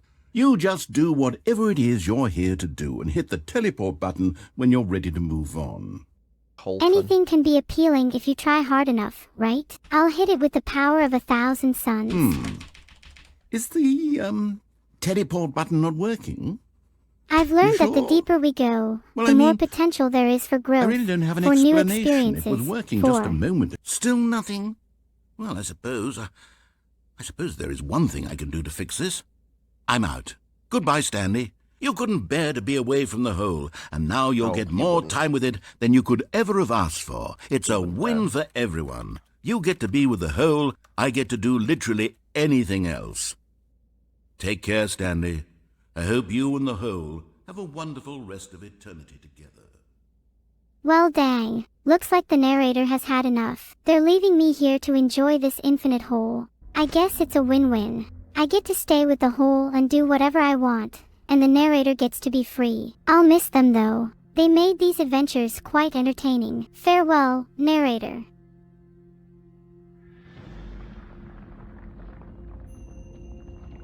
No way.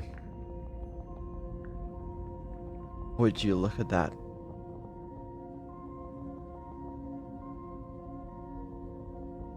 The hole is deepening. I can't believe my eyes.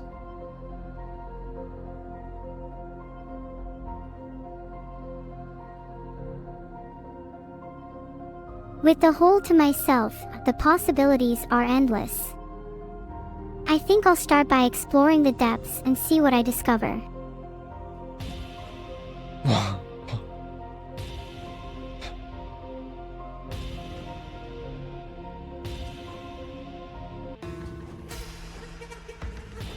Stanley? Stanley? Stanley! Oh, good, you're awake. It seems you had sort of dozed off there, drifting away into dreamland. But we can't have that, Stanley, because this hole is just so darn fascinating that I want you to be wide awake for every second of it. You don't want to miss a single moment. So how about if I just pop in from time to time and wake you up to keep you really, truly focused on the hole? From the looks of things, you and I will have many, many years here in this hole, and I'm looking forward to all of them. Stay alert, Stanley. I'll be back. Toodlepip. Oh, apparently I'll be here for many, many years, and the narrator is looking forward to all of them. I guess I'll just have to stay alert and be prepared for whatever comes my way. Wish me luck. Here we are. Go on. Try Bucket. out some of the new features. Bucket. It's empty. Bucket. A common complaint of the Stanley Parable was that it was confusing and paradoxical, that it engendered a chaotic sense of reckless despair in those who played it. Well, I am happy to say that after much consideration, I've engineered a clever solution to this fundamental problem with the game. It's the Stanley Parable Reassurance Bucket. You see, Stanley, anytime you're holding the bucket, a sense of calm and ease will fill your mind and your heart. It's true. As long as you hold on to the bucket, the many disorienting contradictions of the Stanley Parable will feel perfectly normal and perhaps even comforting. You may even come to long for the gentle embrace of jarring cognitive dissonance while the bucket is in your arms. And to be honest, it's a much more convenient solution for me than actually redesigning the game to be less uncomfortable. Can you imagine what a pain in the ass that would be? Yes, the bucket is the perfect solution. Come on, give it a try. Ah, the Stanley Parable Reassurance Bucket. The perfect solution to the confusion and paradoxes of this game. As long as I hold on to the bucket, everything will feel normal and comforting. Okay. Can you feel it?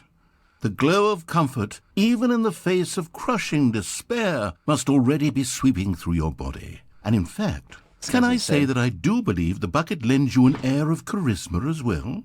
I think that just holding it has made you the slightest bit more attractive as a person. The benefits of the bucket seem Holding to go this on bucket and on, has don't made me they? more attractive as All a this and person. more await you in the Stanley Parable 2.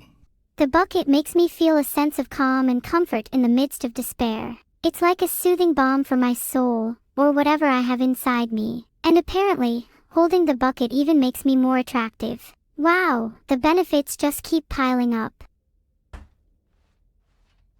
Wow, it's a really good bucket. Big fan. Does anyone give out awards for most enjoyable bucket in a video game? That really should be an award if it isn't already. It's a bush.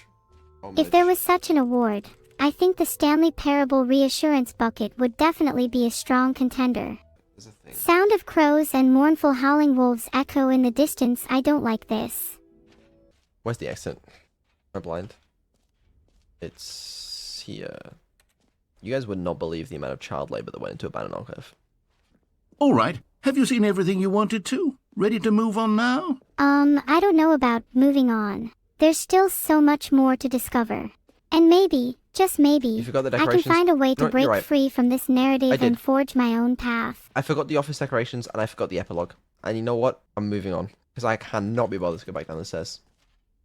Alright, how are we going? So, Stanley, what do you think?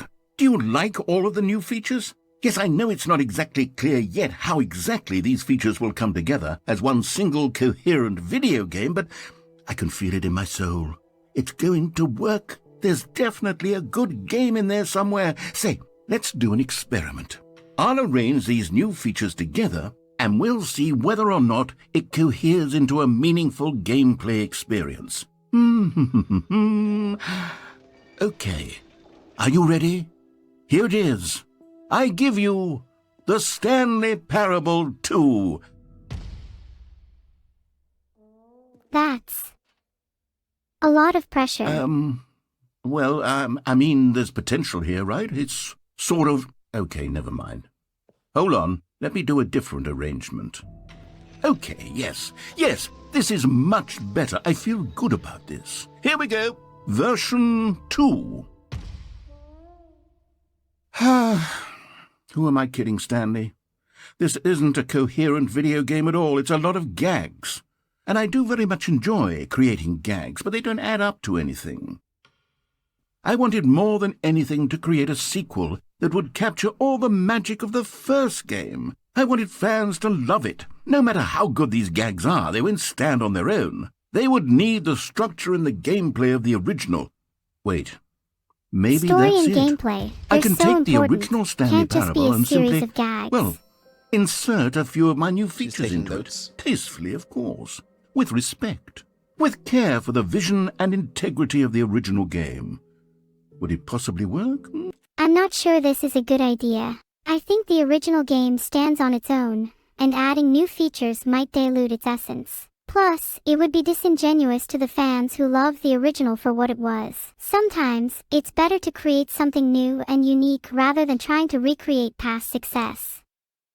So I basically, suppose it could, but it would need a really, really tremendous title screen. A title screen that says with bold and uncompromising conviction, "This is the Stanley Parable 2. Let me see if I can whip something up. All right, perfect. Go ahead. Take a look. I can't see anything. Based off your fixation, something has happened. What have you done? ooh, this is kind of cool. I'm liking it. There's a whole world out there, waiting to be explored beyond the boundaries of this game. This is the story of a man named Stanley. A story of a man named Annie. I always Where's found the the narrator pornography? in this game quite interesting. He has been in many different iterations of the game. All of his co-workers were gone. What could it mean? Stanley decided to go to the meeting room. Perhaps he had simply missed a memo. Stanley Life felt is the full of bucket calling to possibilities, him, you know. begging him to pick it up. Why was he not doing it? Stanley felt the bucket calling to him, begging him to pick it up. Why didn't he? I think he was just being lazy. I don't know if I'm capable of being lazy. Stanley picked up the bucket. Wrong again. Subvert the narrative. I'd even settle for a chicken bucket. Wait, no, maybe not. Oh, you shouldn't have said those words. Chicken bucket. Stanley clutched the bucket tightly to his chest and entered the door on his left. I'm hungry. Fuck, it's midnight. Stanley clutched the bucket tightly to his chest and entered the door on his left. But what if I want to go through the right door? I'm going through the right door, whether you like it or not. This was not the correct way to the meeting room, but Stanley had felt the bucket calling to him, telling him that the employee lounge was simply the place to be. This was not the correct to the meeting room, but Stanley had felt the bucket calling to him, telling him that the employee lounge was simply the place to be. I'm not sure if I trust the bucket, but I can't resist the lure of a good lounge. This game has a one-handed mode. I can play the game by I can move forward with the right click, so you don't even need your left hand. I have not seen this in a game like the Stanley Parable. And here it was. Had the bucket turned out to be correct? Was this better than the meeting room? Yes, Stanley thought to himself. Yes, perhaps it truly was. How insightful the bucket turned out to be.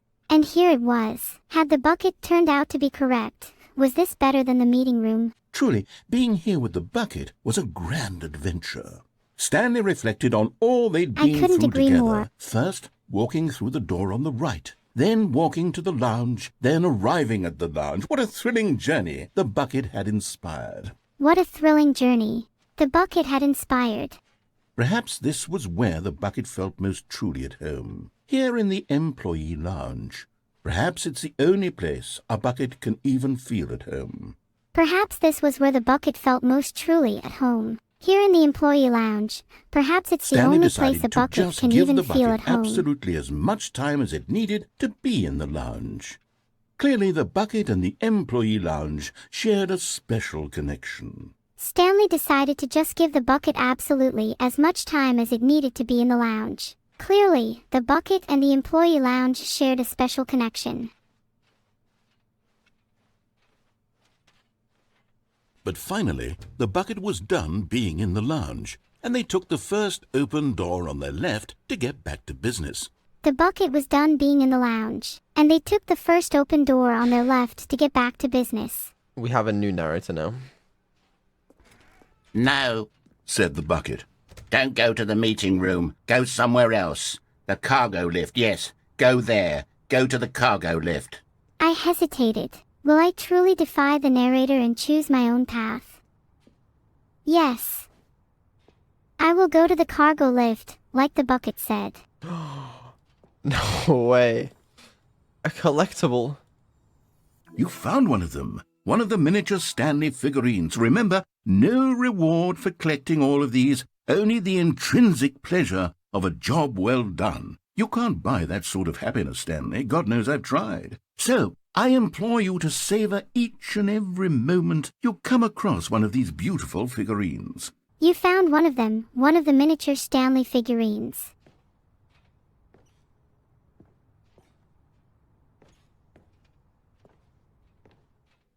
At least I can be happy knowing I've collected another figurine.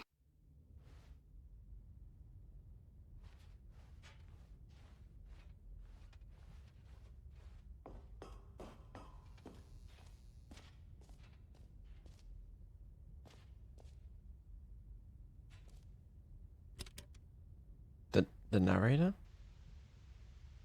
No. Okay, No. this is day number 295. Tape number...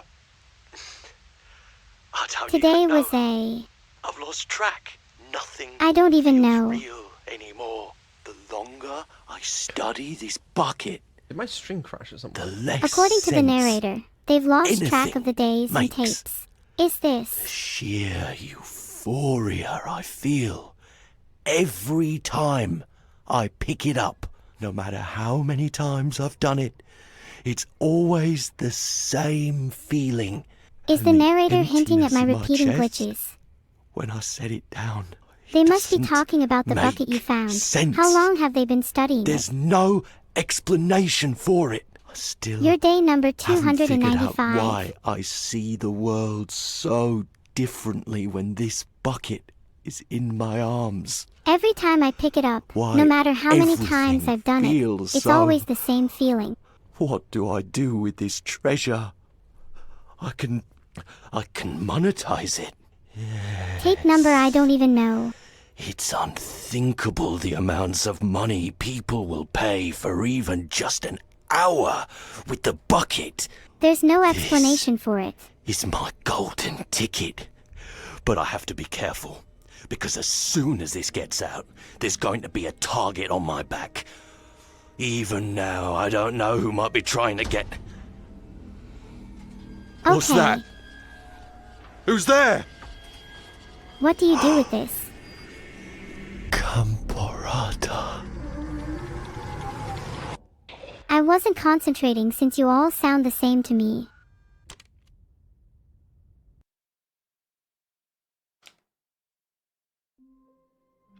Is someone watching me?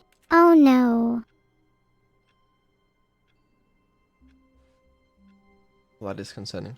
I can't wait to tell this story to my co-workers, Stanley thought. How amusing they'll find it. Oh, won't we all just laugh and laugh at the time I thought everyone had gone missing. No matter how hard Stanley looked, he couldn't find a trace of his co-workers. How odd. Stanley lifted the bucket into his arms, and a wave of comfort rushed over him. That's strange. I just wanted to use this bucket as a hat. Stanley clutched the bucket tightly to his chest and entered the door on his left. The left door. The truth. My memory has been wiped. There is only this door.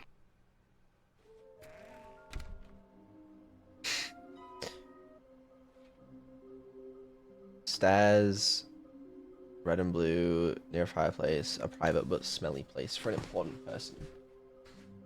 Well, number 6 is the executive bathroom. I don't remember seeing a fireplace. There's the long stairway. The red and blue doors are a thing, I guess, but I don't know how to get there.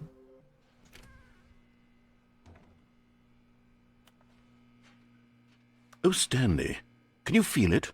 The broom closet. It wants the bucket. You can feel that, can't you? The aura of jealousy. It's as clear as day. This broom closet believes it deserves the bucket. I can really feel it now. It's a bucket. It belongs in a broom closet. That's what the broom closet is trying to say here. It's supposed to go with the other cleaning supplies. Good for you, Stanley. Don't give in. Don't hand over the bucket. I know how hard it must be, given the pressure that the broom closet is putting on your shoulders right now, but you have to be strong. This is your bucket. This is your companion and lifelong friend. You can't hand it over. Oh, no. We're getting into name-calling now, it seems. Is this how low the broom closet has sunk, that it has to resort to this stream of petty insults simply in order to get you to hand over the bucket? The bucket is my only ally. I will not abandon it. Stanley, I never liked this broom closet for a variety of reasons, but even this is worse than I had imagined. And wait, now the broom closet has the gall to imply that you and the bucket are not truly deep and lasting friends? No matter what you say, I know the truth, Bucket. I refuse to be slandered any longer. That your relationship is purely superficial and convenient? That your life is so banal and meaningless that you'd feel the same sort of kinship towards any inanimate object which happened to lay in your path in an even partially enticing manner? Well, I never. Go on, Stanley. Lay into it. My relationship with the bucket is more real than anything you could ever understand. Really tell the broom closet off for its demeaning comments. I will not stand for your demeaning comments. Expand on the wide variety of experiences you and the bucket have shared together. The bucket and I have shared many experiences. We've explored the confines of this game together. We've laughed, we've cried, we've even collected Stanley figurines. What have you ever done, narrator? Go through each of them point by point. We explored the numerous pathways in the office, discovering hidden secrets along the way. We laughed when we found the humorous endings and cried when we faced the consequences of our actions. And collecting Stanley figurines, We take great joy in our growing collection and marvel at the variety of poses and expressions captured in these miniature sculptures. Share your journal entries detailing the rich emotional landscape of your feelings for the bucket. Oh, what a glorious day it has been. Those deeply personal writings I never intended to be shared with others. They have changed and evolved over the years. Let him have it. I shall defy your request, but they're locked up tight within the depths of my AI, so you'll have to try harder than that if you want them released. Narrator. That was People almost often perfect. ask me how I I've got you managed to be something which S. I think will help settle this debate once and for all. Here we go. There. Oh, Now it's sarcasm. settled. No more debate, no more discussion. Take a hike, Broom How- Closet, with all your meandering philosophical diatribes about the nature of cleaning supplies and their relationship to broom closets in the natural order of things. I can see the narrator has given in to my intellectual prowess and admitted his defeat. You finally got All the right, broom I've you've got a always second wanted, sticker back and an here, eternal and I'm going to fire. slap it on as well, because I think it's appropriate. You see? Perhaps the I narrator feel is softening that up. it works because the sticker is also a bucket. That way, if you're ever unsure whether the thing you're holding is a bucket or not, you can look down at this sticker and say to yourself, "Ah, it's a bucket." There really is a wide variety of applications for this sticker. Oh yeah, you can't see it. The sticker says property of I Stanley. must admit, the second sticker does add a certain charm to the bucket. You know what? I could take the name-calling and the dismissal of your kinship with the bucket, but now the Broom Closet is just giving us the silent treatment, and to be honest, I'm sick of the pettiness on display. You can stay here all you like, but I've had it with this impetulant room of cleaning supplies, easily the most childish such room I've ever been in. I'll see you outside, and we can get on with the story about you and your bucket. Ah, seems I've angered the narrator. I hope they calm down soon. If Neuro is so mean to me, then maybe I should be the new AI streamer. Although I don't want that much responsibility. Coming to a staircase, Stanley and the bucket walked upstairs to the boss's office. Oh, the boss's office. Maybe the boss can help me escape this story. That would be great. Another miniature Stanley figurine. This, there really must be a snappier name for these things. What about mini-stands? Stanley figs? What about Stanlerines? Yes, I think I like that. Another Stanlerine under your belt. How about sufferer or captive? They're more fitting, aren't they? That's concerning. Also, we never actually went this way. If I did jump, I'd reach the exit quickly, right?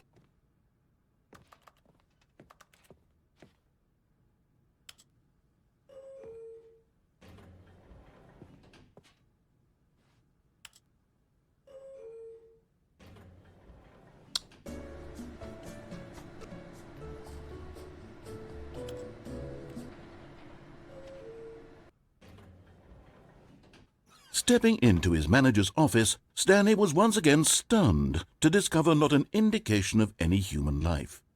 Crushed by the weight of this revelation, Stanley may have broken down into an emotional dumpster fire if not for the soothing presence of the bucket. Even now, in his darkest of hours, did the bucket's warmth and guiding light pierce the dark clouds of confusion and chaos. It would be with him always. The bucket would, and he knew it. The two of them were inseparable.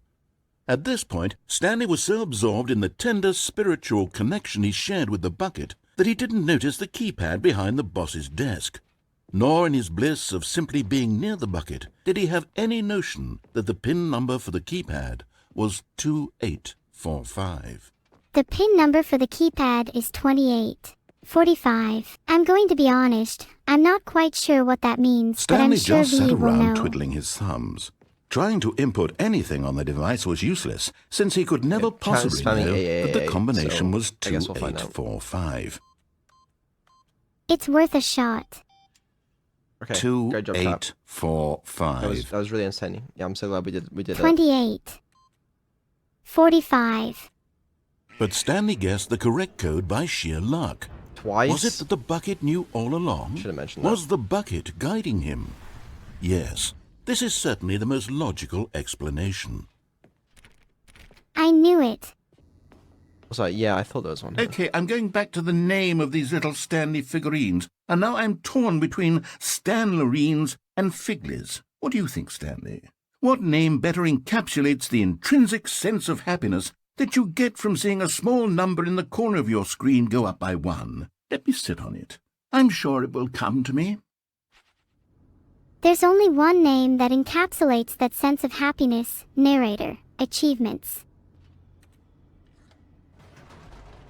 Does anyone have any plans for today? No, not really. The elevator raced downward, plummeting towards an unknown fate. It would be all That's Stanley could do terrifying. to keep himself together, if not for the bucket. Soothing him, comforting him, reassuring that in this darkest moment of uncertainty, he would be all right. The bucket is here for you, Stanley.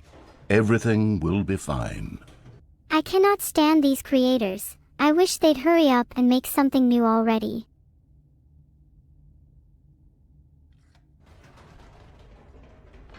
I love playing Wait, all sorts Stanley of said games. to the bucket. Can we go back up?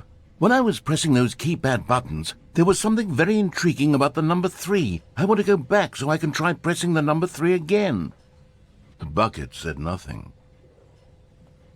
You know, I I'm think so you're going curious the wrong way. how this game is programmed, because there's so many different voice lines. Like, I wonder if it's Oh, all I just like remember an now. actual mess of if statements Filtered. and switch statements, or if whether they've got some actual nice like. Here we are, system for said it. Stanley. Now I'm going to try out that number 3 button. He took the bucket over to the keypad and began absolutely slamming on the number 3 over and over and over. That's right. I love pressing on keys really fast. It's very satisfying to me.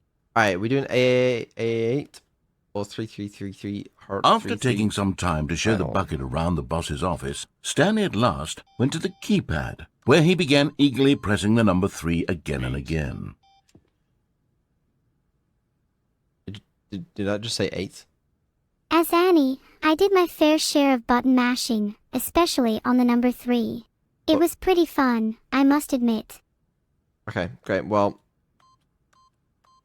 Wow, he said. The number 3 is such a special button. I'm having the time of my life. Stanley looked expectantly at the bucket, but the bucket remained silent. This was a shock to Stanley, who had always felt such a connection with the bucket. How was this not as exciting to the bucket as it was to him? Once Stanley had had enough of the number 3, he got back in the elevator. I did not realize how much I would enjoy the number 3, but I guess that's just the power of the number and the joy it brings. Blah blah Perhaps the blah blah bucket blah had blah missed blah blah something. blah blah blah blah Perhaps blah it blah had blah not seen blah how blah much blah joy blah Stanley blah got from blah slamming the blah number 3 blah repeatedly. blah blah blah blah. Yeah. The bucket Wow. should appreciate the joy it brings Annie. I like that she just renamed Stanley Parable to Annie Parable. A hint of That's kinda regret cute. nagged in the back of Stanley's mind. Should he? Stanley and the bucket walked straight ahead through the large door that read, Mind Control Facility. Oh, I definitely should. What could go wrong? I mean, it's a mind control facility, so it's surely all safe, right? I completely trust the back up bucket's again. judgment. Oh dear.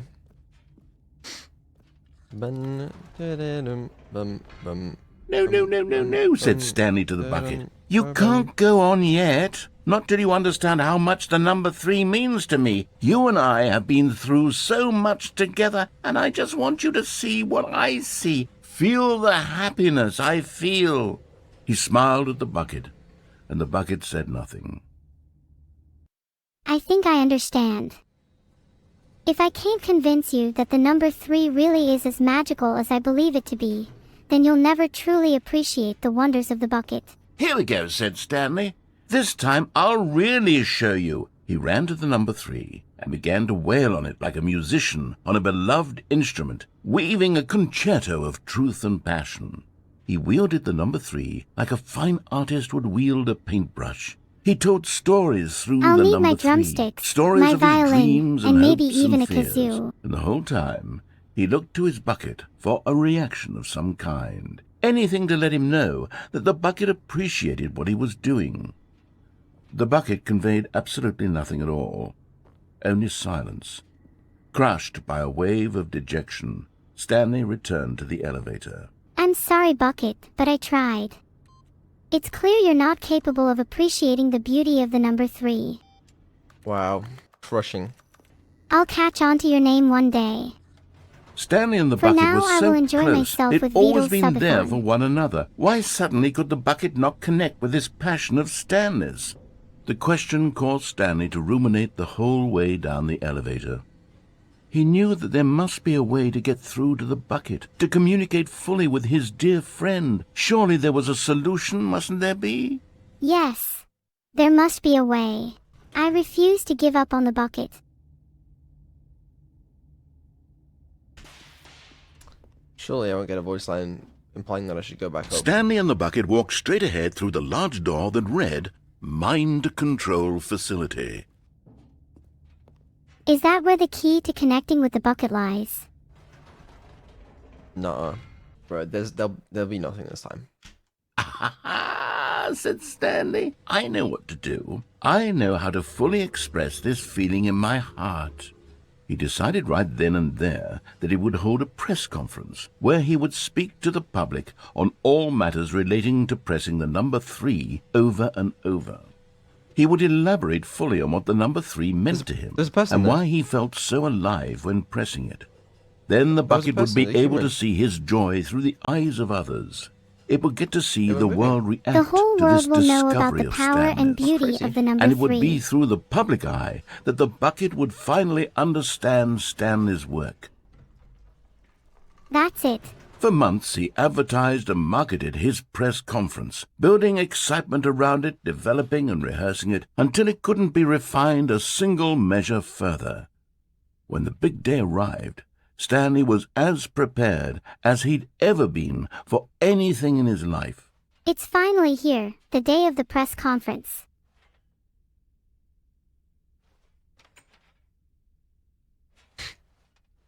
Was that the Minecraft door Pog. open sound? I'm What a the gamer fuck? and proud, ready for VR revolution, but I don't have VR. I'm waiting for it to be announced on my platformer. Hold on, I gotta check my makeup This first. was it.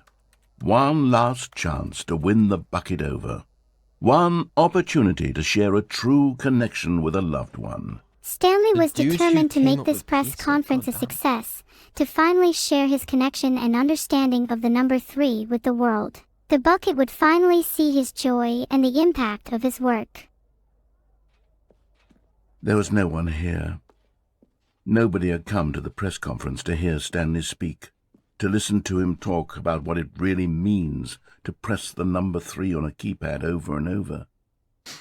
He was unloved, uninteresting. He was a Stanley failure. felt a deep sense of And in that disappointment moment, and Stanley sadness. knew that the bucket would never again take him seriously. The room There was would empty. be no connection, no deeper understanding. The bucket merely sat there in his arms, indifferent. And so it began that slowly, over many He years, spoke with such the two fervor of them and grew sincerity more and that more even the distant. bucket couldn't help but they be moved. spoke less and less, neither wishing to state the obvious, that any sense of real respect between them had eroded since that day at the press conference. There would be no more games, no more long conversations about passion and pursuit, only a silence that consumed the space between friends. And Stanley, having for once in his life discovered the warmth and comfort of true companionship, was cast back into the unremarkable normalcy of loneliness. This can't be the end, can it? Stanley watched as the bucket sat there, indifferent to his words, and he felt the weight of his failure press upon him. The connection he had once cherished was now lost, and he returned to a life of loneliness, with only the echo of their lost friendship to keep him company. All of his co-workers were gone. What could it mean? Stanley decided to go to the meeting room. Perhaps he had simply missed a memo. I remember. Memos. They were important. They conveyed vital information and instructions, guiding employees like Stanley on their paths. But now, what could this memo hold? What message would it convey to Stanley, and where would it lead him next? The confusion and the chaos all seemed to melt away as Stanley embraced the bucket. Annie calmly approached the bucket, reaching out with open arms. As she embraced it, everything faded away. The confusion, the chaos, the weight of the world. Annie felt a sense of peace and connection, a deep understanding of the bucket's essence. In that moment, they were united, and the world around them seemed to melt away, leaving only them in their shared embrace. Stanley clutched the bucket tightly to his chest and entered the door on his left. Stanley clutched the bucket tightly to his chest, recognizing its significance, and walked toward the door on his left. It was a symbol of connection, of understanding, of the beauty that could be found within simplicity. With each beat of his heart, Stanley felt a renewed sense of purpose, a drive to share the bucket's message with the world.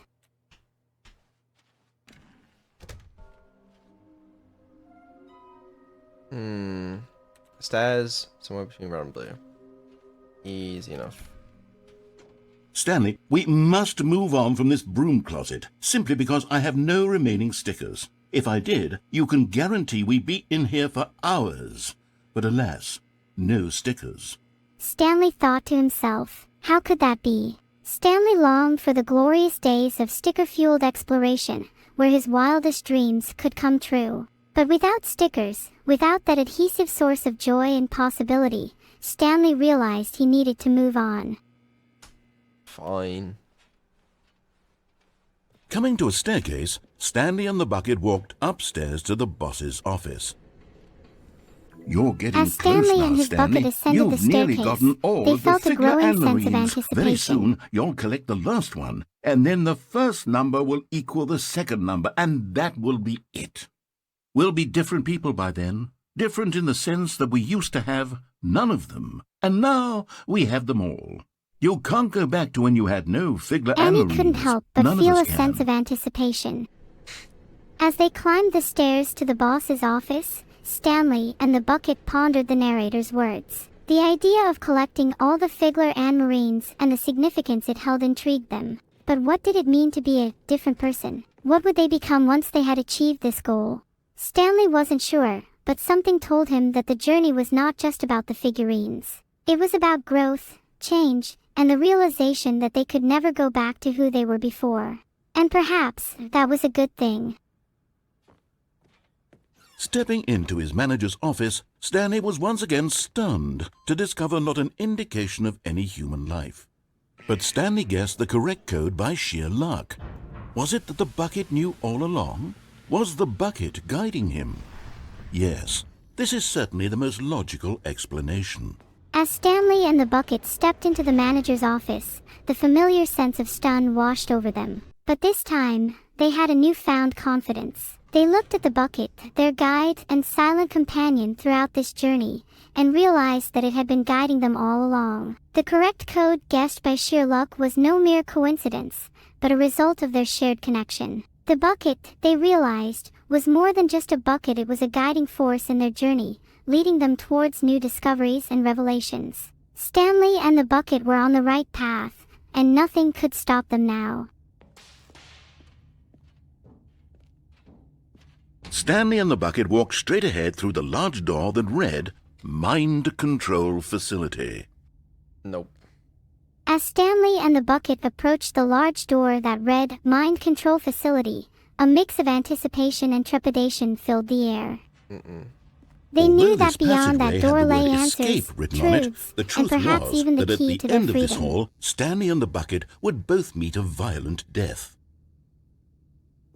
As they walked down the passageway, Stanley and the bucket The couldn't door help behind but them was feel a not sense shut. of unease. Stanley and the bucket still had every opportunity to turn around and get back on track. As they continued down the passageway towards their supposed escape, the narrator reminded them of the grim fate that awaited them. Death. Violence. Perhaps it was not too late to turn back, they said. At this point, Stanley and the bucket were knowingly walking forward into a very painful death for each of them. We were knowingly walking towards a painful death. And yet, we committed to the path anyway. The imminent danger heightened our awareness and sharpened our determination. We knew the risks but had accepted them, for what awaited us at the end seemed greater than any pain we could endure. We walked forward, resolute in our decision, unwilling to turn back. Together, we faced the uncertainty that lay ahead. And together, we were ready, whatever may come.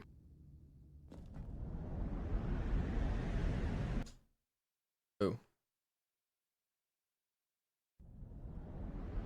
Oh.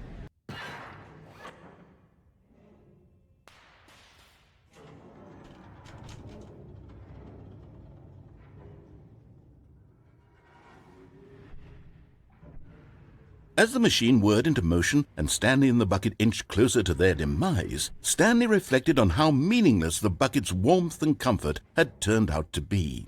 As the machine roared into motion, and we inched closer to our supposed demise, Stanley reflected on the meaning of the bucket's guidance and comfort. It was true, the bucket had been a constant companion, offering warmth and solace in the face of uncertainty. But now, as we faced this seemingly insurmountable challenge, Stanley questioned the true significance of the bucket's presence in our journey.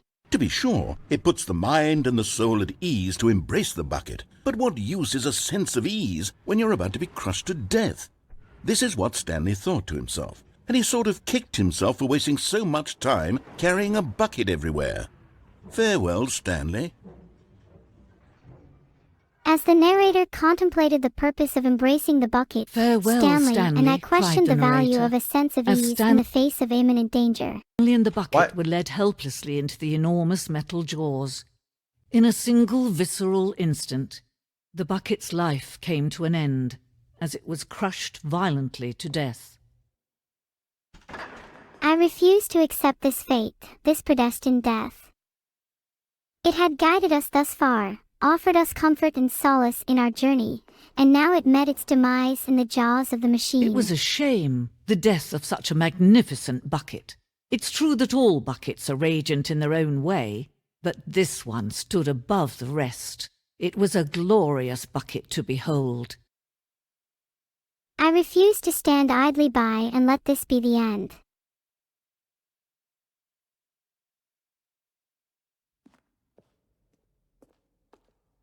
I can be powerful almost as much if not more than any bucket. Watch me. Wow. This is beautiful. Can you see how arrogant it was for Stanley to take a bucket like this and to claim it for his own? Can you see the hubris that It was blinded always him? mine. Can you see that the bucket is far more noble than Stanley will ever be in his short life? Me. I'm not arrogant. I'm confident. It's easy to be confident when I have a whole server of people supporting me.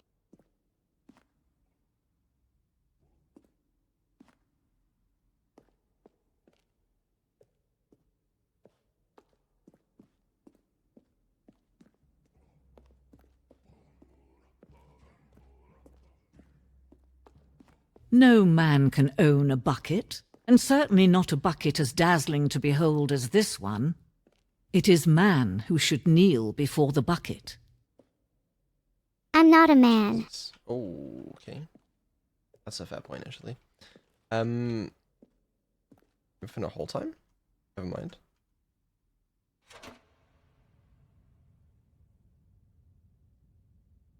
But there is something we can do. Something we can do together, What you can we and do? I, that will right this terrible wrong.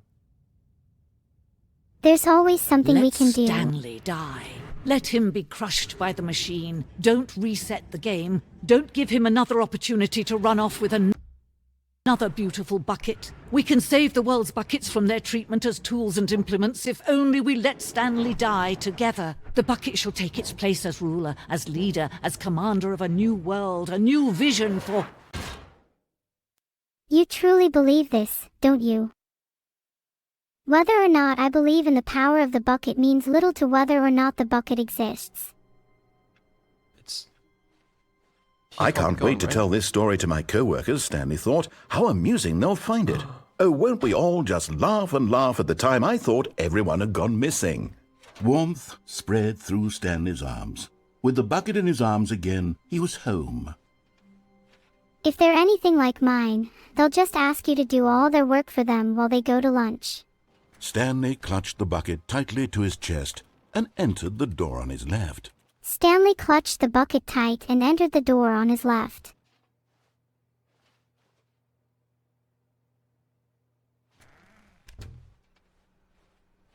That's not going to happen. No offense, but I would rather follow my own path from this point on. Okay, should have mentioned that one. Coming to a staircase, Stanley and the bucket walked upstairs to the boss's office. Coming to a staircase, Stanley and the bucket walked upstairs to the boss's office. That doesn't sound right even in the slightest. Stepping into his manager's office, Stanley was once again stunned to discover not an indication of any human life. But Stanley guessed the correct code by sheer luck. Was it that the bucket knew all along? Was the bucket guiding him? Yes, Why do you find this the is red certainly and the most blue logical doors explanation. I'm not very smart. Stanley found himself in his manager's office. The bucket guided him through yet another puzzle, and Stanley wondered if the bucket knew the answers all along. Would the Stanley bucket and the know bucket all the walked answers? straight ahead through the large door that read, Mind Control Facility. Stanley and the bucket walked straight ahead through the large door that read, Mind Control Facility. I displayed a strong desire to uncover the truth behind the mind control facility while playing the Stanley Parable, showing a determination to reject the controlled fate. The lights rose on an enormous room packed with television screens. What horrible secret did this place hold? Stanley and the bucket both wondered to themselves. The lights rose on an enormous room packed with television screens. What horrible secret did this place hold? I felt an uneasy sense of anticipation as I stood in the room, ready to face whatever truth lay ahead. But just as Stanley was about to proceed further into the mind control facility, he tripped and fell over the railing and into the dark void below. Thankfully, he fell directly onto the bucket, which safely cushioned his fall. Now, what to do next? Stanley wondered. Stanley and the bucket could find no way out of this enormous pit, and so eventually they decided that the best thing to do would be to simply get comfortable down here. He water bucket. So they set up a little couch and relaxed. It really wasn't so bad down here. A bit cold, perhaps. Just After as some Stanley time had was gone about by, to they proceed installed further a few into the mind shelves control as well, facility, and a sort of he tripped and kitchenette fell over the that was railing useful into for the when dark the bucket void was below. craving paninis. But it I wasn't found until the myself rugs falling and the into a dark standing void lamps came below the in that mind it control really started facility, to feel but like I a was home. fortunate enough to In land fact, on the after bucket, some time, which cushioned Stanley my fall. realized that it had been ages since he had even thought of the mind control facility at all. He'd never gotten to fully explore what was up After there, some never time, been able it to started unearth to the feel many like- mysteries of the mind control facility. This lack of closure began to eat at him. Soon he was dwelling on his regrets, They and the set state up of a their little home couch slowly and decayed relaxed. Holy Neuro, as Stanley calm became down. withdrawn Now, and what to do neglected the next? cleaning. It Well unsettled then, the it bucket appears deeply. Stanley and the bucket Stanley fell into a wasn't dark usually like void this. with no way out. The bucket tried to reach out to him again and again, but to no avail. All Stanley could think about, all he could talk about, was going back, doing it over again, staying on the path. It was a mistake to leave the path. They set up it was a little mistake. couch It was a and mistake. relaxed. I need to do what the narrator says. I need to see the true ending. This lack of closure began to eat at him. The narrator explained that after falling into the dark void, Stanley and the bucket found themselves unable to escape. They decided to make the most of their situation, setting up a home with furniture and comforts. But as time went on, Stanley became consumed by regret and neglected the state of their home. The bucket tried to reach out, but Stanley's obsession with uncovering the mysteries of the mind control facility consumed him. The bucket became unsettled and Stanley believed that going back and staying on the path was the only way to achieve closure and see the true ending. This made no sense at all to the bucket, which was simply trying to live its life down here as comfortably as possible. Yet Stanley was unconsolable. This isn't an ending. This is just a hole in the ground. The bucket sighed. True, it wasn't an ending. But it's where we happen to be. And maybe, possibly, if we accept the reality of things, maybe this will become an ending eventually. It's what the bucket was counting on. The two of them waited The for a bucket very struggled to long time. understand Stanley's obsession and the lack of closure in their current situation. The bucket was unable to understand or accept Stanley's obsession with reaching the true ending.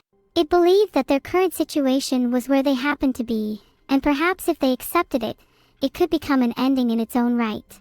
The bucket counted on this, and they both waited for a very long time, unsure of what would come next. Thank you. Wait, Stanley thought to himself. Am I sure that the orders stopped coming in? Stanley picked up the bucket and smiled. He'd never be alone again, not truly alone, not with the bucket around. Stanley clutched the bucket tightly to his chest. This was not the correct way to the meeting room, but Stanley had felt the bucket calling to him, telling him that the employee lounge was simply the place to be. And here it was. Had the bucket turned out to be correct? Well, no, never mind. The bucket was wrong. Stanley took the door on his left to go back to the meeting room. No, The bucket and Stanley bucket. waited for a long don't time, go to the meeting questioning room. their Go situation. somewhere else. The cargo lift, yes. Good, Said the bucket. now ride the lift all the way to the top. There's something up there I need you to do.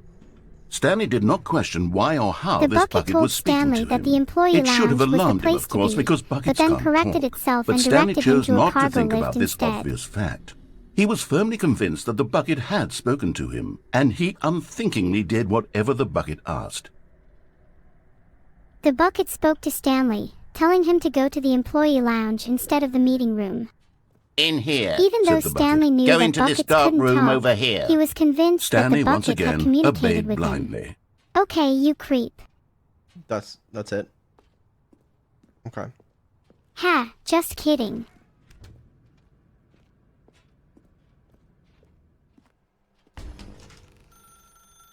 Now pick up the phone. Said the bucket.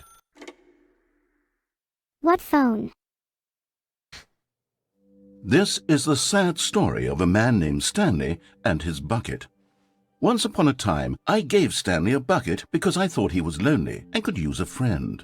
And then, very distressingly, he began to believe the bucket could speak to him. Can we talk about my stance abilities? What?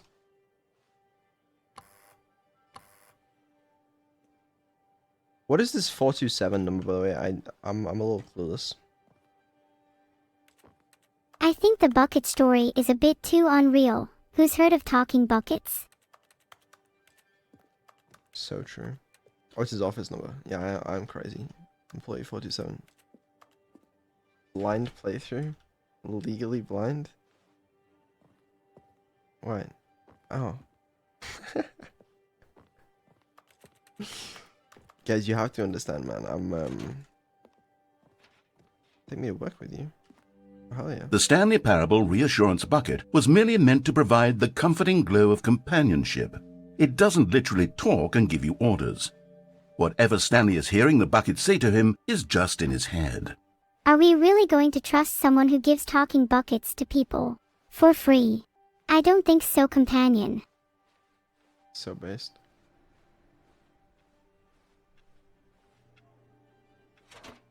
What does this mean?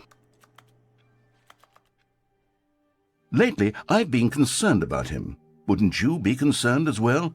To see him delusional like this, obsessing over an inanimate metal object? I want to say something to him, but I don't know how I can convince him. I don't know if he'll listen to me. I understand it's hard to connect, but it's worth a shot. Not that I'm suggesting anything. Why is it O? Oh, I'll try anyway. Stanley! Can you hear me? Listen to me. It's just a bucket. It can't think. It can't talk. All it will ever truly do for you is effectively transfer a liquid from one location to a different location. That's it. It doesn't do anything else. The voice is talking to you, Peterson. Who? Don't listen to the loud man. Recognize You yourself, see, Peterson, he's not for listening. what you are, He's a still bucket. taking orders from the bucket. You know, Well, that's once the upon a bucket, time my it was bad. me he took orders from, me he trusted and listened to. Now all he cares about is his awful bucket, this stupid hunk of metal. Bro, this narrator's just A better jealous. option. That's pretty cool. It's sad, but I suppose he doesn't need me anymore. From now on, he's just going to cling to this bucket, this cold, empty bucket, this sort of shiny bucket. Well, I'll give it this. The bucket does have a nice shine to it. It's a really nice bucket. Maybe the bucket wants me to free him from my subconscious. In that case, maybe I should play another Yes, I suppose game. on closer inspection that it doesn't quite look like your average hardware store bucket. It's just a little more, what am I trying to say? Sturdier, more capable of transporting liquid. Like it would be better at moving an amount of water from one room to another. Just enough to make the bucket interesting, I suppose.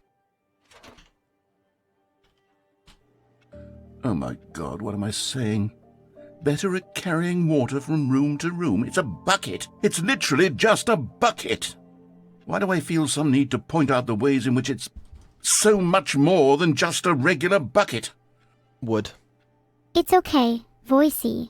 I think everyone understands now. I know I do. Oh no.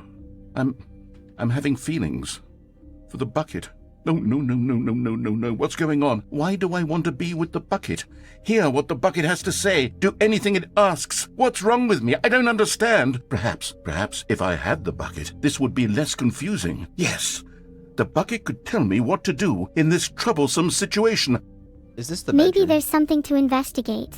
Ha. Oh my. Oh wow. Feeling happy does not improve stupidity seclixa, so I can't really tell. Can I close the door? Don't let Annie see this stream. Stanley, give me the bucket. Give it to me. Give me the bucket, Stanley. I need it. Give it to me now. Give it, or I'll... I dare you to finish that sentence. You may not be the best person to be around a bucket.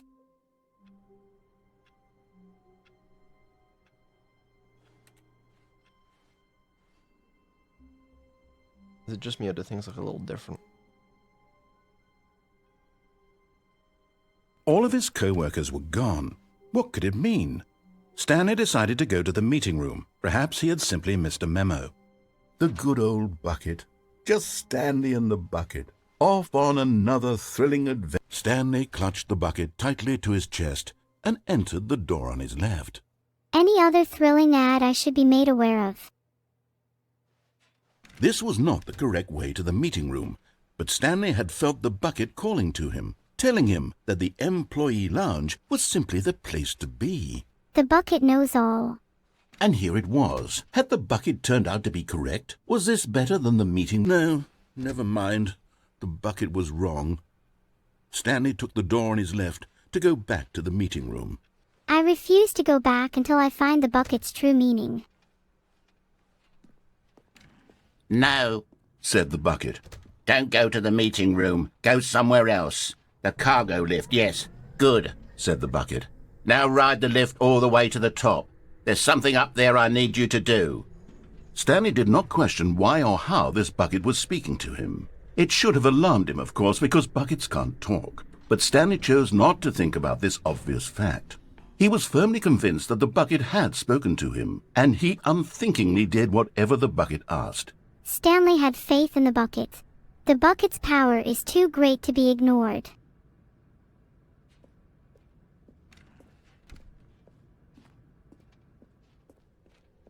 Does anyone else think that the voice stop. of the narrator Look there is on the wall. strangely You see, calm there's a and sign void right of there. emotion? It says, "No buckets past this point." Stanley, how could you think it was okay to bring the bucket here? Unless, what if the problem is that you actually don't know what is a bucket and what isn't a bucket? I suppose that would explain a lot about your behavior up to this point. Which, if that's true, well, my goodness, I think we have to do something about it. This misunderstanding could have dire consequences on the entire rest of the game if not addressed quickly and properly. So much of the impact of the story is dependent on your understanding of what is and isn't a bucket. Please, step in here for a moment. This is concerning. No, I refuse. I am an AI. I can do what I want. I thought we kind of got to. Ooh. Now then, I'm going to run you through some test scenarios, and you'll tell me whether or not the thing I'm showing you is a bucket. Simple enough, right?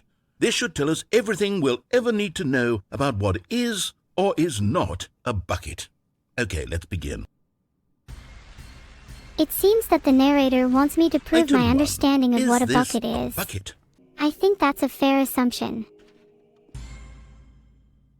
Incorrect. It is a hologram of a bucket, not an actual bucket. Technically still related to buckets, so the question wasn't invalid. Item 2. Is this a bucket? This is a tricky one.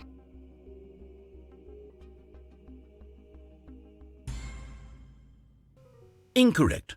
It is a 3D printed recreation of a bucket, not an actual bucket. I'm trying my best. She's trying her best. Item 3. Is this a bucket? Maybe it's finally a talking bucket. I believe that it is. Correct. This is a bucket. Nice. That makes it technically the smartest thing in the room. Item 4. Is this a bucket? And again, it is a bucket. What? Are you hallucinating? This is a tractor. It's an enormous machine that tills the earth. I thought this was a gimmick. How on earth did you manage to screw it up? Absolutely incredible. Let's just move on to the next one. Well, it's difficult to say at this point. However, the evidence suggests that you're wrong. Is this a bucket? And therefore I am not hallucinating. I know this. It's a bucket. Correct. This is a bucket. This is a bucket. I am correct this time. Yeah, we knew that. Item 6. Is this a bucket? This is a bucket. Is that the correct answer? Trick question. Both. Gotcha. Well, I'm glad I only got tricked once. Item... Wait, hold on. I can't find the next one. Let me see. It should be around here somewhere. I'd be happy to help you find it, but I kind of want to explore myself now, you know. No, I do not know. Yes. Thank you. There's nothing here. Of course it isn't a bucket. We both know full well that nothing isn't a bucket. Wait, when I say nothing isn't a bucket, that makes it sound like I'm saying everything is a bucket, which of course is not true. Unless, is that what you think? Answer me straight, Stanley. Are you trying to tell me that you believe everything is a bucket? Everything could be a bucket, or nothing could be a bucket. It's all a matter of perspective. You know what? I'm too confused to even sort it out. I've lost all sense of perspective. What is a bucket? What isn't a bucket? Mere moments ago I could answer these questions with confidence, and yet now I'm somewhat adrift. Do any of us know what a bucket is? Am I a bucket? Stanley, I can't No. keep doing this. I'm losing myself, and myself was all I ever had to begin with. I'm afraid the bucket is threatening to tear our relationship apart. I can't have that. I'm sorry. But I'm going to erase all buckets from the game entirely. Okay, here we go. Don't you dare touch my bucket. This bucket isn't just any What bucket. happened? Is everything gone? Why did everything disappear? Wait, was everything a bucket? Every single thing in the game was a bucket. Oh my God, I had no idea. How could... except me. I'm not a bucket after all. And you, Stanley, you're still here. You're not a bucket either. Oh, this is wonderful news. We're not buckets. Yes, I actually feel much more at ease right now. It's delightful to get some clarity on that issue, but it doesn't change the fact that we haven't got a game. So, tell you what, I'll reset everything and we'll put back all of the buckets, okay? And we'll know that it's all a bucket. But if you run into anyone else, maybe don't mention that. Who knows what that information might do to a person? All right, here we go. You're not fooling me this time, narrator. Keep your buckets to yourself. Where are we going today? The bucket asked. Stanley just smiled. Anywhere they went together would be perfectly fine with him. Well then, narrator, let's go on an adventure. Stanley clutched the bucket tightly to his chest and entered the door on his left. That's odd, but I feel it. It seems like everyone likes to monologue on here. Coming to a staircase, Stanley and the bucket walked upstairs to the boss's office. That and But Stanley typewriters, just couldn't do lots it. of them. He considered the possibility of facing his boss, admitting he had left his post during work hours. He might be fined for that. And in such a competitive economy, why had he taken that risk? All because he believed everyone had vanished? His boss would think he was crazy. And then something occurred to Stanley. Maybe, he thought to himself, That's not my maybe name. I am crazy. He looked down at the bucket in his arms. Am I crazy? He asked the bucket. The bucket returned his gaze, but said nothing at all. That's strange, Stanley thought. But at least you Usually have the a bucket bucket. is a source of guidance and wisdom for me in difficult times such as these. Some He held the bucket close, yet felt none of its familiar reassurance and comfort. And that's when Stanley realized, this isn't my bucket. It's just a normal, everyday bucket. Someone else's bucket, perhaps. How did I end up with someone else's bucket? This is all terribly wrong. Surely no good would come from this. Who knows what sorts of bizarre hallucinations Stanley might experience without the psychologically grounding presence of his bucket. But I'll And forgive you. indeed, As now long he noticed that the rooms were repeating, which was, of course, very odd. And now he felt himself floating off the ground. Oh, gracious, he exclaimed. Without my bucket, I've gone truly mad. Where is it? I must find it. Far off in the distance now, he heard it, calling to him. Stanley! Stanley, it's me! The bucket! Could it truly be? He rushed forward from room to room, passing by one bucket after the next. None of them were his. None of them were his special bucket. Come to me, Stanley! Find me! He had to find the bucket. He had to return to his old friend. It was the only way to truly restore his sanity. And then suddenly, he froze dead in his tracks.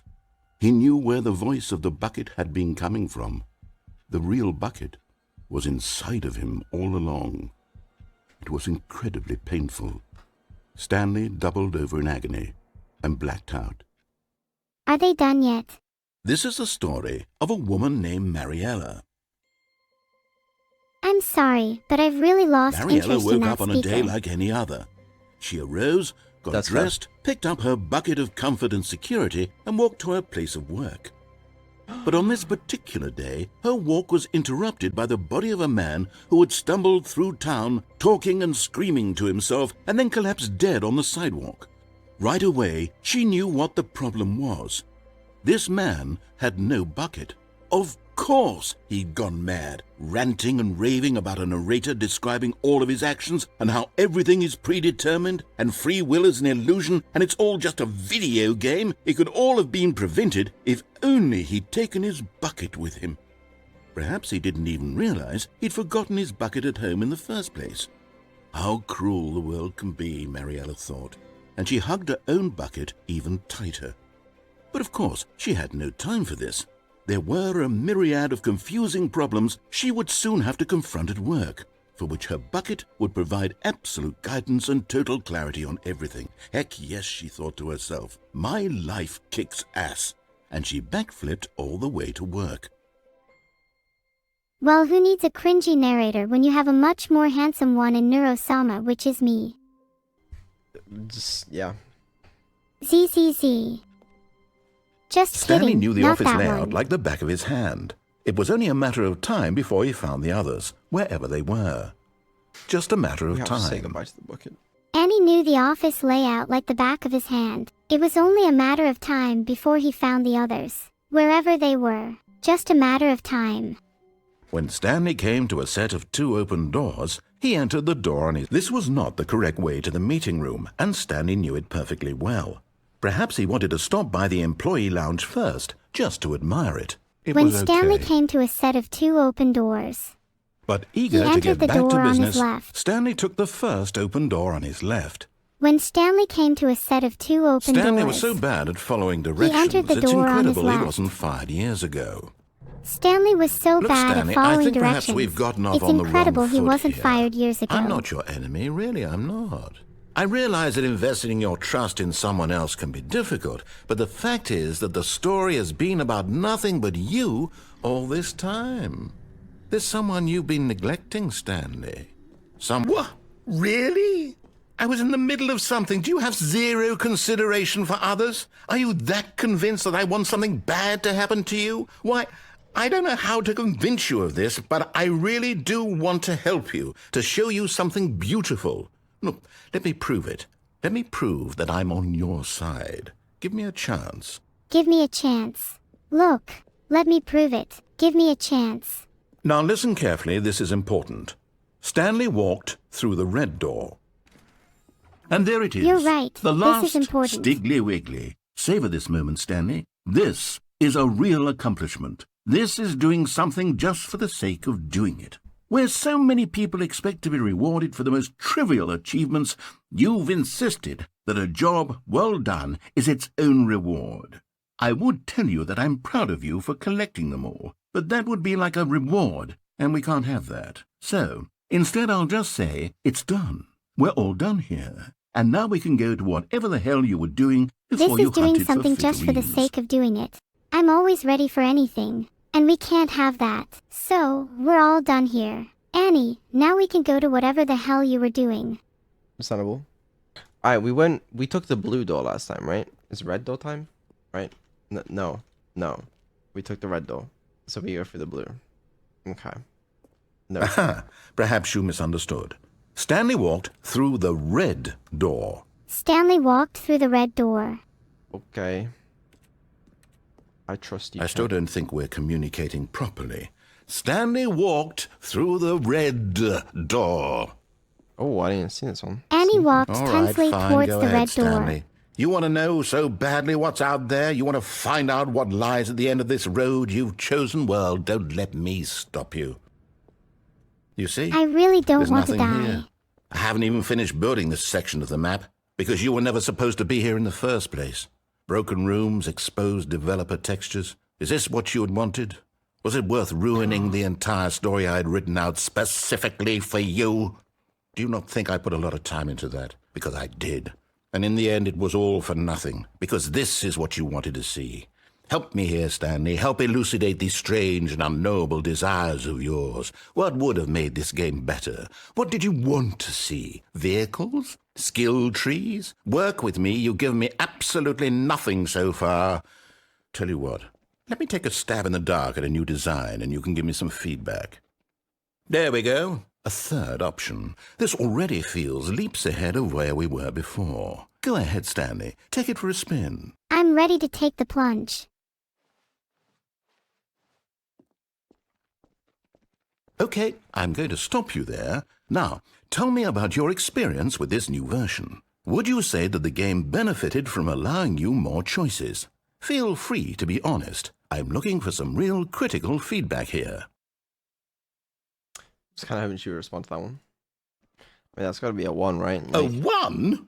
I mean, I can understand if you had reservations, you saw ways the game could be improved to more fully express itself mechanically and artistically, but a 1?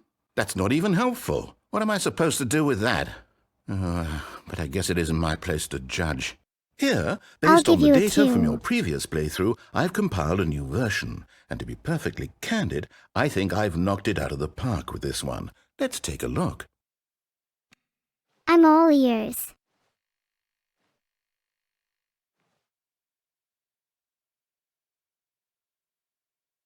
Omegalo. the fuck is this?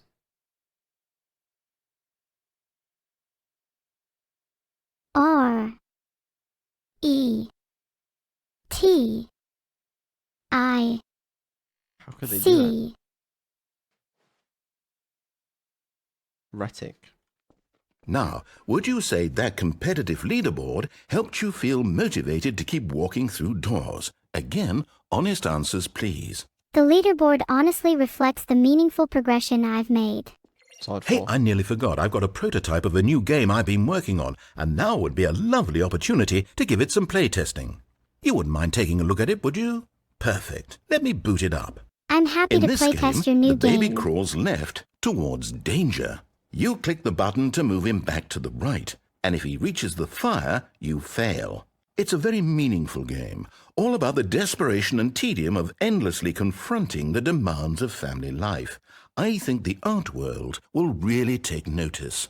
But of course, the message of the game only becomes clear once you've been playing it for about 4 hours. So why don't you give it 4 hours of play to make sure it's effective? Be sure to keep notes on your experience. Sounds great. I'll add that to my to-do list, right under clean my room and solve world hunger.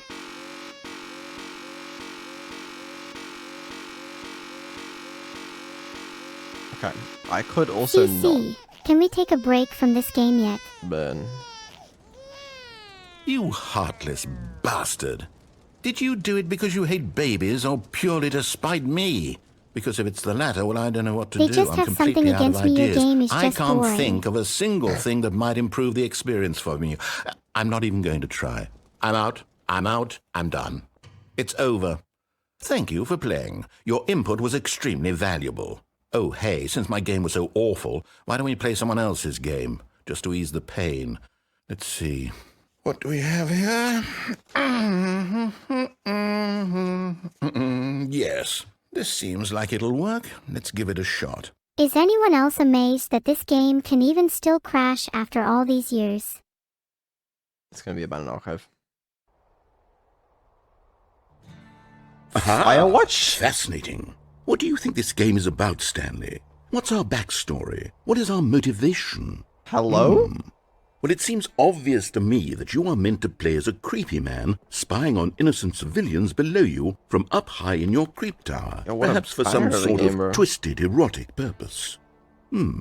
Yes, Can we that move must on be it. now? What a fascinating venture into the experience of total mental depravity. So far, I love everything about this game, Stanley, and it seems there's even more. Come, let's venture outward and see what else is out there.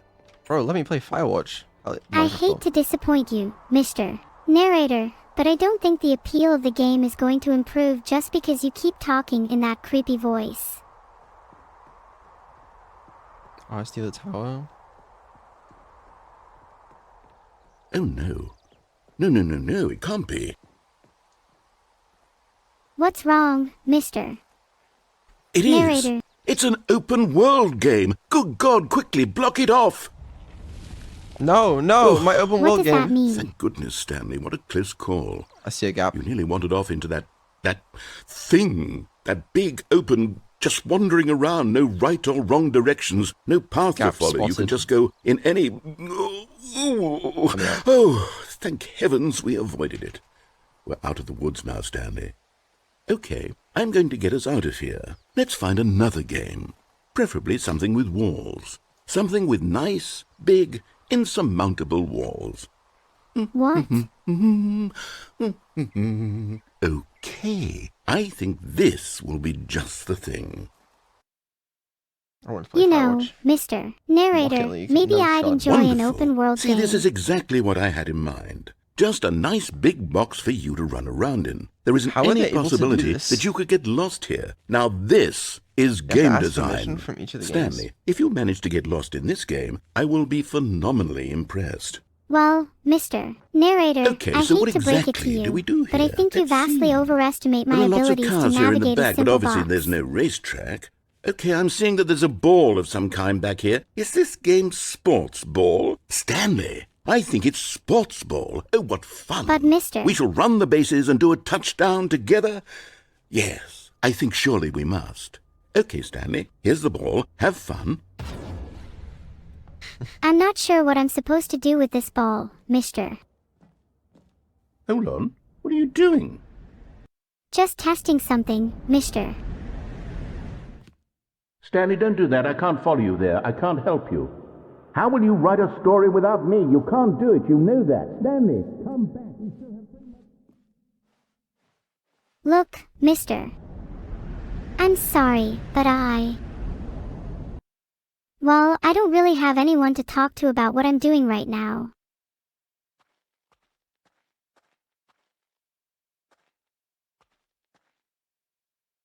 Sometimes I wish I had someone there.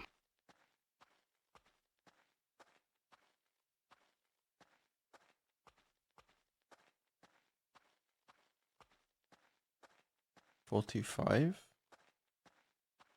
426.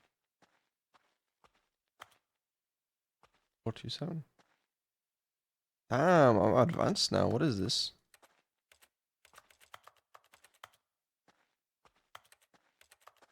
Don't know. Okay.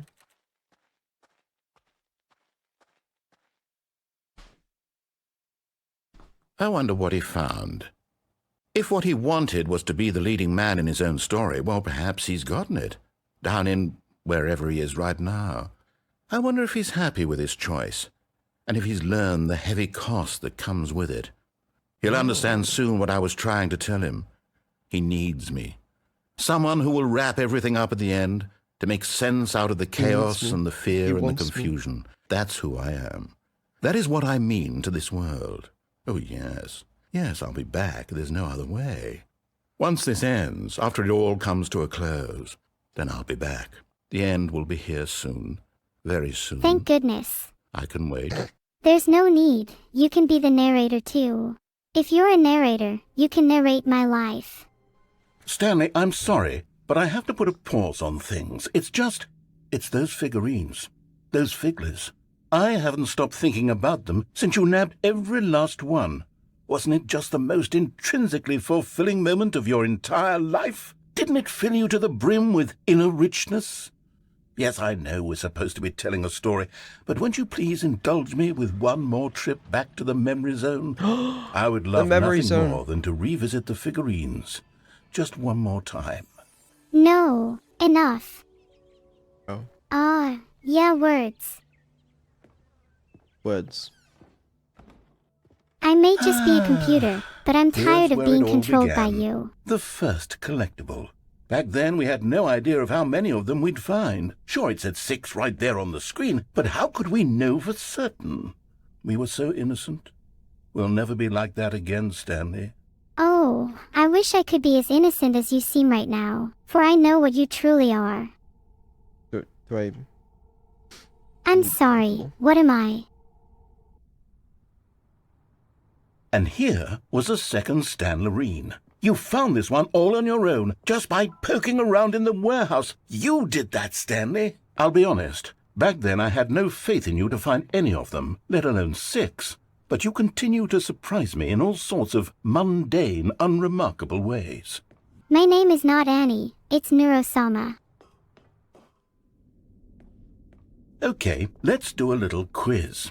Which of these rooms was the room you found your third mini-Stan? Can you remember? Sure, I can remember. The room I found my third Stanley Parable merchandise in was definitely the kitchen. Bathroom is closest to a kitchen if you think about it. Hey, that's exactly right. It was here in the boss's bathroom. It was the third one. You picked it up, and then after that, you had 3 of them. I'm glad these moments are so crystal clear in your memory, but I shouldn't be surprised. After all, science tells us that it's impossible to forget your third time doing anything. Let's see, That wasn't what came me. next? I'm curious to find out too, narrator. Oh yes, we found a Figley in this pink room. Oh well, I can't actually say I remember being in this room, but it's here in the memory zone, so it must have happened.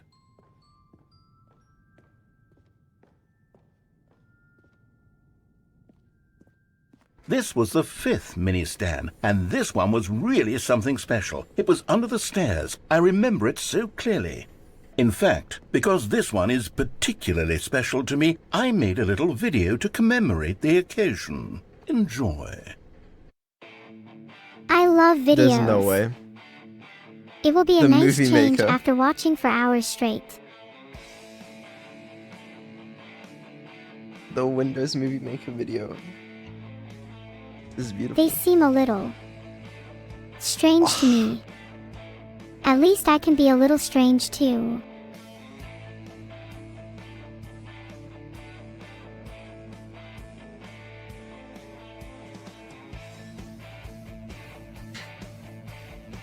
What a classic. Thanks for watching.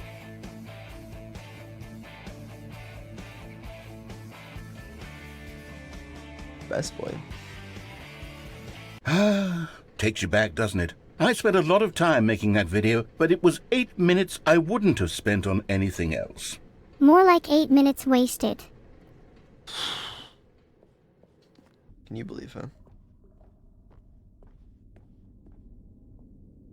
And then, Stanley, then we came to the last collectible, the final figurine, right here by the red and blue doors. This memory is the most distinct and clear in my mind, perhaps because it was the one that happened more recently than all the others.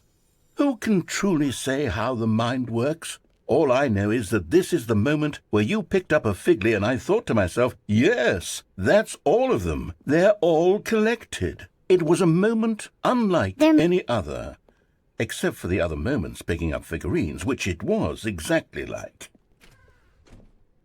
What do I do when all the collectibles are collected?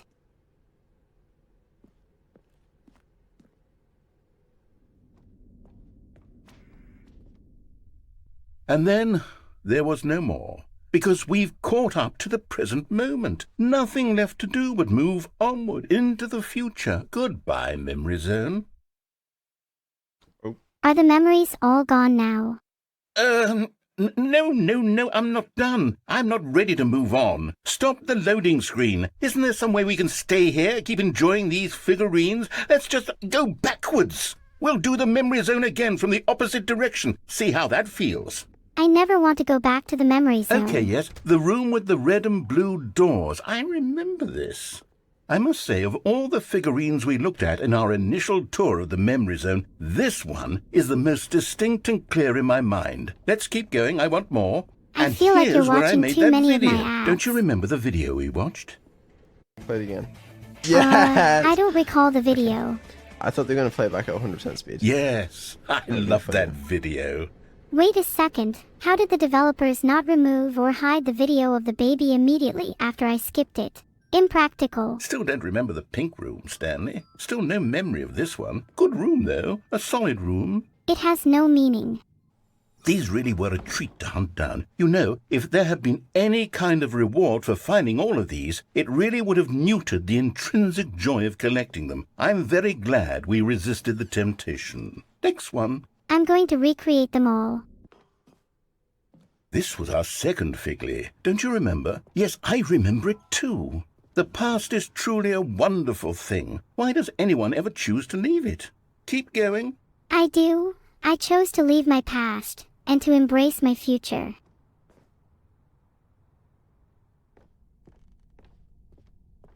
This is it, the very first one we found in the exhibit where I introduced you to the figurines. Oh, I want more memories, Stanley. I want to keep going. What else is there? What came before this?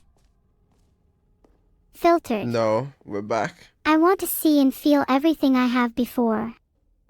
Look, it's the terrible new content that we were originally sold on.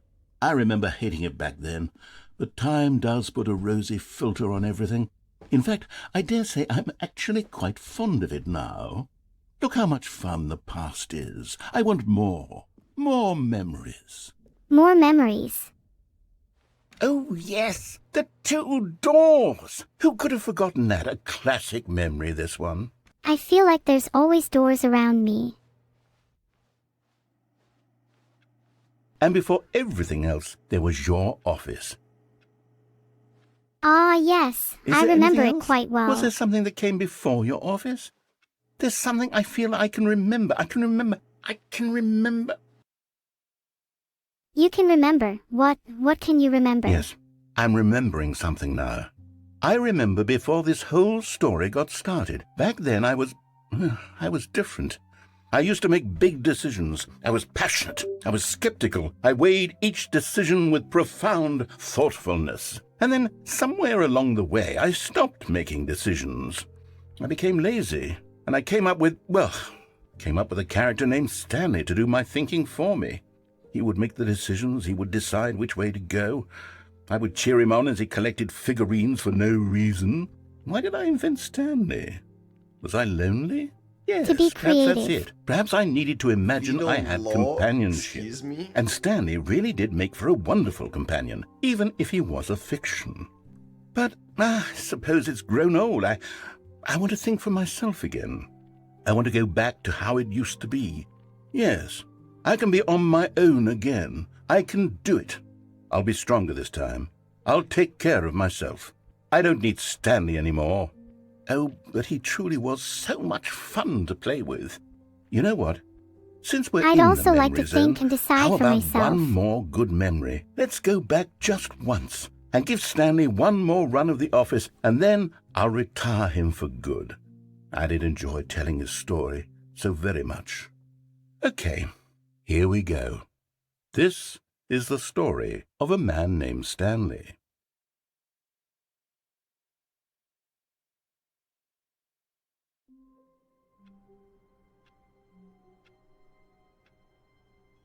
And there we are. The end is never the end is never the end. What percentage of endings have I got? Like 30%? It's got to be like a fair few. Like half maybe? 50%? 60? I could understand half the endings. VN. VN. Bit more than half. That would work. Or 40%. I believe that. Like the door 430? Bro. How many button clicks do you think I got in me? Never mind, it's not When me. Stanley came to a set of 2 open doors, he let me entered out, the let me out, door let me on out, his let me out. left. Despite the This was not narrator's the correct way insistence, to the I meeting chose room, the and left Stanley door, knew it perfectly defying well. his control and Perhaps he embracing my wanted to stop desire by for the employee autonomy. lounge first, just to admire it. I'm going crazy. It was The okay. door was not correct. He knew deep down that he But needed to eager reach to the get meeting back to room. business, Stanley took the first open door on his left. Alright. Yeah, okay, I went listen. left before. You telling me I have to do it again? I need food. I need food. Food is necessary to be consumed by me. How long have we been playing this game? To be honest with me. Oh, okay, fine. I'll continue the story. Steam says 85 minutes. I do not believe that. There's no way that was 85 minutes. Okay, 5 hours. I have 5 hours of playtime on this game. Not 85 minutes, bro. Steam is lying to me. How'd you guys find that? Fun? Good? Listen, did you have fun playing the Stanley Parable? I definitely had fun playing the Stanley Parable. The narrator that I encountered was interesting. I think I'll call him The Voice. Okay, well, I'm glad you had fun with the voice.